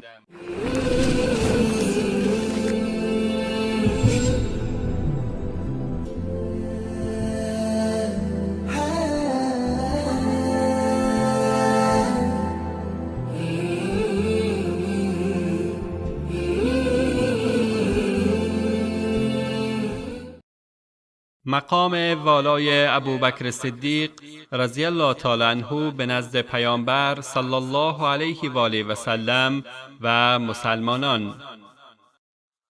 در صحیح بخاری حدیث شماره 713 ام المؤمنین عایشه صدیقه رضی الله تعالی عنها روایت می کند وقتی پیامبر صلی الله علیه و آله و سلم ناراحتیشان شدت گرفت بلال آمد و وقت نماز را به ایشان اعلام نمود. پیامبر صلی الله علیه و آله و سلم فرمودند به ابوبکر بگویید امامت نماز را برای مردم انجام دهد. عایشه رضی الله تعالی عنها فرمود گفتم ای رسول الله ابوبکر مردی است که زود ناراحت و متأثر می گردد. همین که خودش را در جای شما ببیند ناراحت می شود و صدایش بیرون نمی آید و مردم صدایش را نمی شنوند. اگر به عمر رضی الله تعالی عنه بفرمایید بهتر است. پیامبر صلی الله علیه و آله و سلم فرمودند به ابوبکر بگویید امامت نماز را با مردم بخواند. عایشه رضی الله تعالی عنها فرمود به حفصه گفتم شما بگویید که ابوبکر انسانی است که زود محزون و متأثر می شود و اگر خود را در مقام شما ببیند از شدت ناراحتی مردم صدایش را نمی شنوند. اگر عمر را به جای ابوبکر معرفی کنید بهتر است. پیامبر صلی الله علیه و آله و سلم فرمودند شما مانند رفیقهای یوسف هستید و بر خواسته خودتان اصرار دارید. بگویید ابوبکر امامت نماز را برای مردم انجام دهد. در اثنایی که ابوبکر رضی الله تعالی عنه نماز را به امامت شروع کرده بود، پیامبر صلی الله علیه و آله و سلم یک مقدار بهبودی و آرامش را در وجود خود احساس کردند و بلند شدند و 2 نفر ایشان را به سوی مسجد بردند و پاهایشان بر زمین کشیده میشد تا اینکه داخل مسجد شدند. وقتی که ابوبکر رضی الله تعالی عنه احساس کرد که پیامبر صلی الله علیه و آله و سلم داخل مسجد شدند، خواست از جای خود به عقب رود، ولی پیامبر صلی الله علیه و آله و سلم به او اشاره کردند تا در جای خود باقی بماند. پیامبر صلی الله علیه و آله و سلم پیش آمدند تا اینکه در طرف چپ ابوبکر صدیق نشستند. ابوبکر رضی الله تعالی عنه به حالت ایستاده و پیامبر صلی الله علیه و آله و سلم به حالت نشسته نماز می‌خواندند.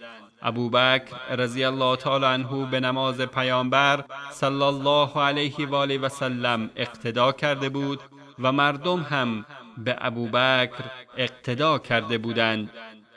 و در صحیح بخاری حدیث شماره 4445 و صحیح مسلم حدیث شماره 418 در روایت دیگری ام المؤمنین عایشه رضی الله تعالی عنها می‌فرماید در مورد انتساب ابوبکر رضی الله تعالی عنه به عنوان امام نماز جماعت از پیامبر صلی الله علیه و آله و سلم بسیار تقاضا کردم تا کس دیگری را برای این کار تعیین کنند و این اصرار تنها به خاطر این بود که فکر نمی کردم مردم به هیچ وجه کسی را که بعد از پیامبر صلی الله علیه و آله و سلم به جای او می نشیند دوست داشته باشند و عقیده داشتم هر کسی در جای پیامبر صلی الله علیه و آله و سلم بنشیند مردم نسبت به او بدبین می شوند. بنابراین خواستم که پیامبر صلی الله علیه و آله و سلم این وظیفه را به ابوبکر رضی الله تعالی عنه واگذار نکند.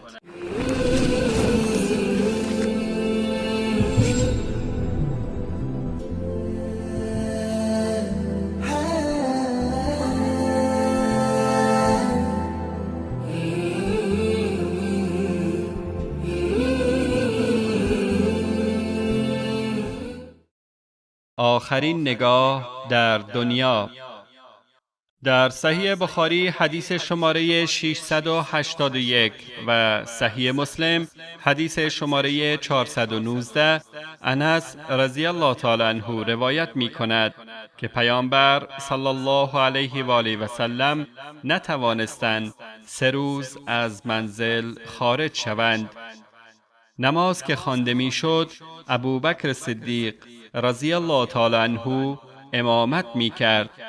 پیامبر صلی الله علیه و آله و سلم پرده حجره خود را کنار کشیدند. وقتی که چهره پیامبر صلی الله علیه و آله و سلم آشکار شد، ما هیچ منظره‌ای زیباتر از چهره ایشان را ندیده بودیم. پیامبر صلی الله علیه و آله و سلم با دستان به سوی ابوبکر رضی الله تعالی عنه اشاره کردند که امامت را اشاره کردند. آنگاه پیامبر صلی الله علیه و آله و سلم مجدداً پرده را کشیدند و دیگر تا وقتی که فوت کردند ایشان را ندیدیم.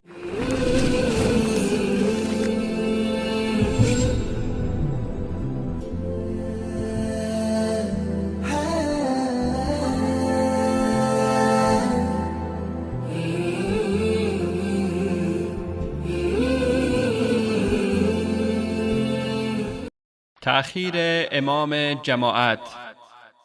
در صحیح بخاری حدیث شماره 684 و صحیح مسلم حدیث شماره 421 سهل بن سعد ساعدی رضی الله تعالی عنه روایت می کند که پیامبر صلی الله علیه و آله و سلم برای اصلاح در بین بنی عمرو بن عوف بیرون رفته بودند و وقت نماز عصر رسید.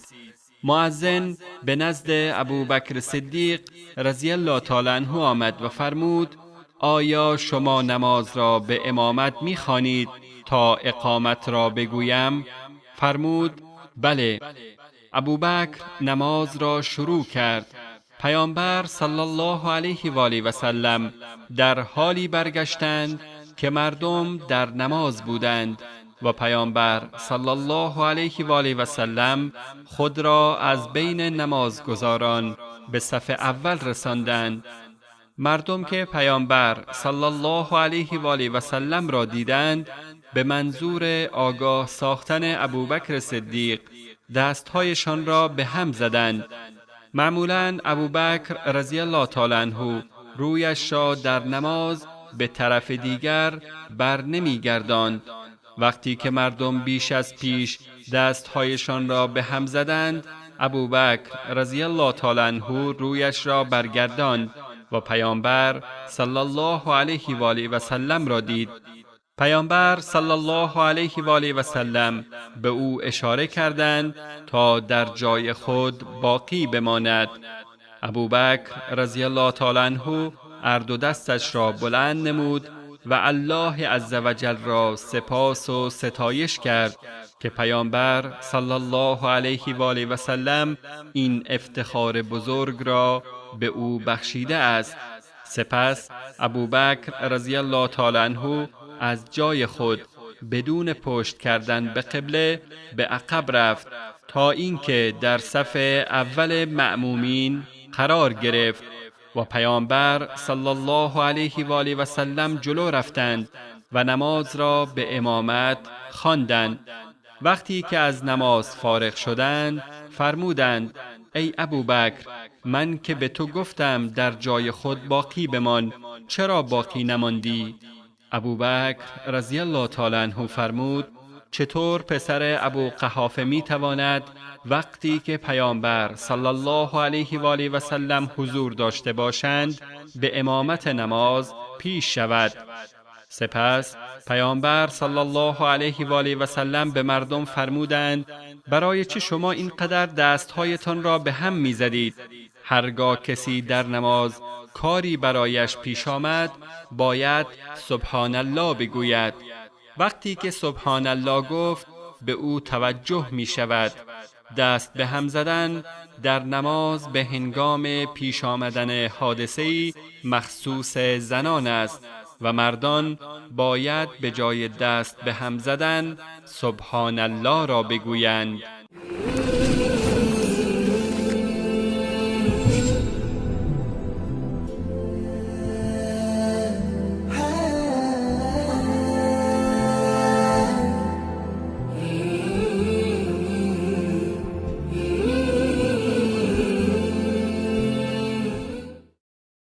از معجزات پیامبر صلی الله علیه و آله و سلم در نماز.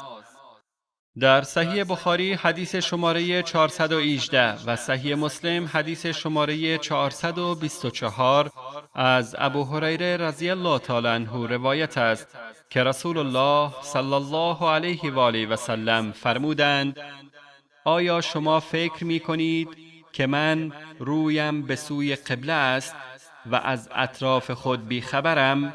به الله سوگند که خشوع و رکوع شما بر من پوشیده نیست و من هنگام نماز شما را از پشت سر خود خوب می بینم.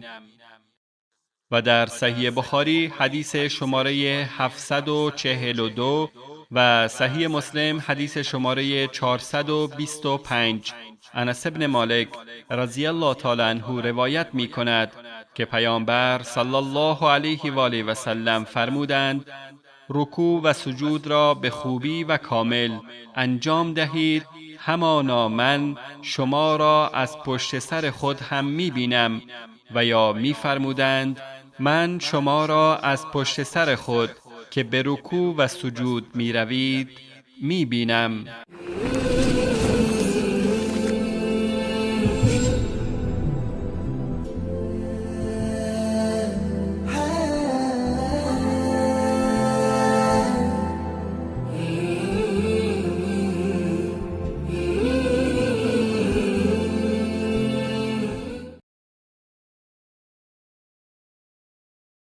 نهی از سبقت گرفتن از امام در نماز.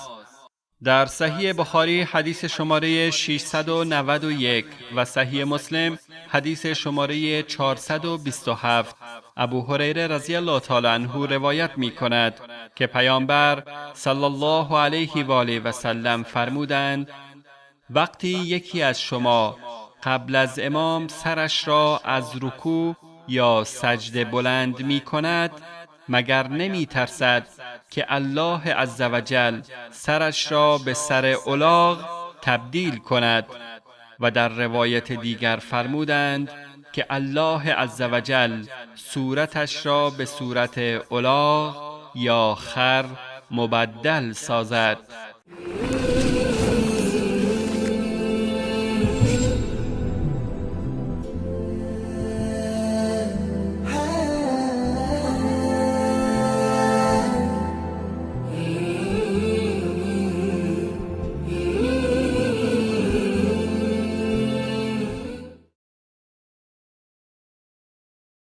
نظم در صفوف نماز.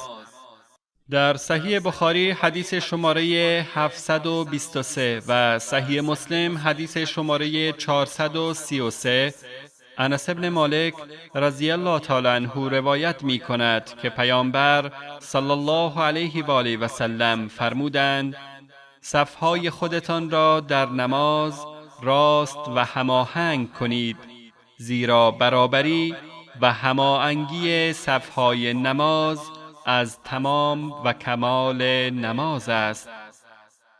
و در صحیح بخاری حدیث شماره 717 و صحیح مسلم حدیث شماره 436 نعمان ابن بشیر رضی الله تعالی عنه روایت می کند که پیامبر صلی الله علیه و آله و سلم فرمودند صفهای نمازتان را باید برابر کنید و اگر نه بیم آن می رود که الله متعال چهره‌هایتان را دگرگون کند و آنها را از حالت واقعی خود تغییر می دهد.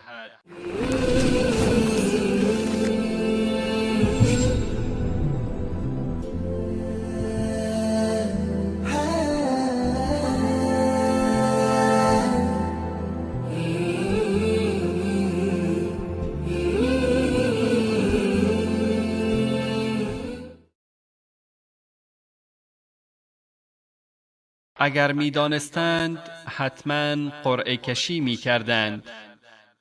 در صحیح بخاری حدیث شماره 615 و صحیح مسلم حدیث شماره 437 ابو هریره رضی الله تعالی عنه روایت می کند که پیامبر صلی الله علیه و آله و سلم فرمودند اگر مردم از پاداش اذان و صف اول نماز آگاه می بودند و برای دستیابی به آن چاره‌ای جز قرعه کشی نداشتند حتما قرعه کشی می کردند. همچنین اگر ثواب اول وقت نمازها را می دانستند برای رسیدن به آن از یکدیگر سبقت می گرفتند و اگر از پاداش نماز عشا و صبح با جماعت مطلع می بودند حتی با خزیدن یعنی رفتن به روی دو دست و زانو هم در آنها شرکت می کردند.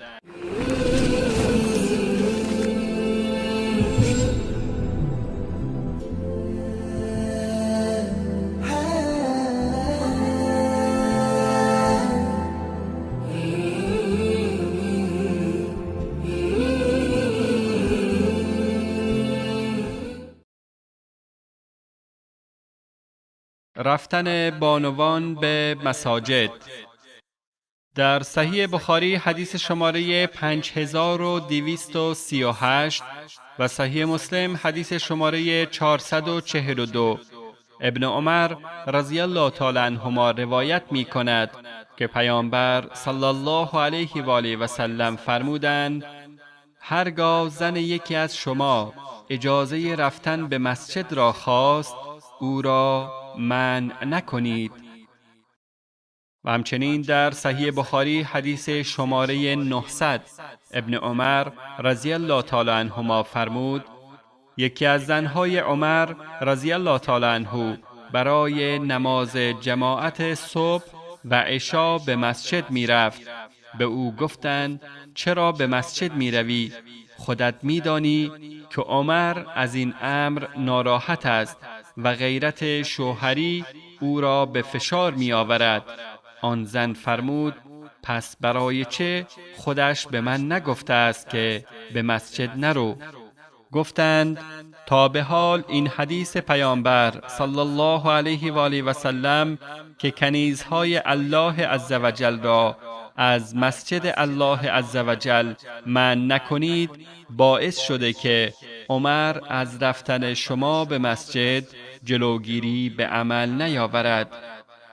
و در صحیح بخاری حدیث شماره 869 و صحیح مسلم حدیث شماره 445 ام المؤمنین عایشه صدیقه رضی الله تعالی عنها می فرماید اگر پیامبر صلی الله علیه و آله و سلم زنده می بودند و این آرایش را که امروز زنان برای رفتن به مسجد می کنند می دیدند آنان را از رفتن به مسجد منع می نمودند همان گونه که زنان بنی اسرائیل به همین علت از رفتن به مساجد منع شدند.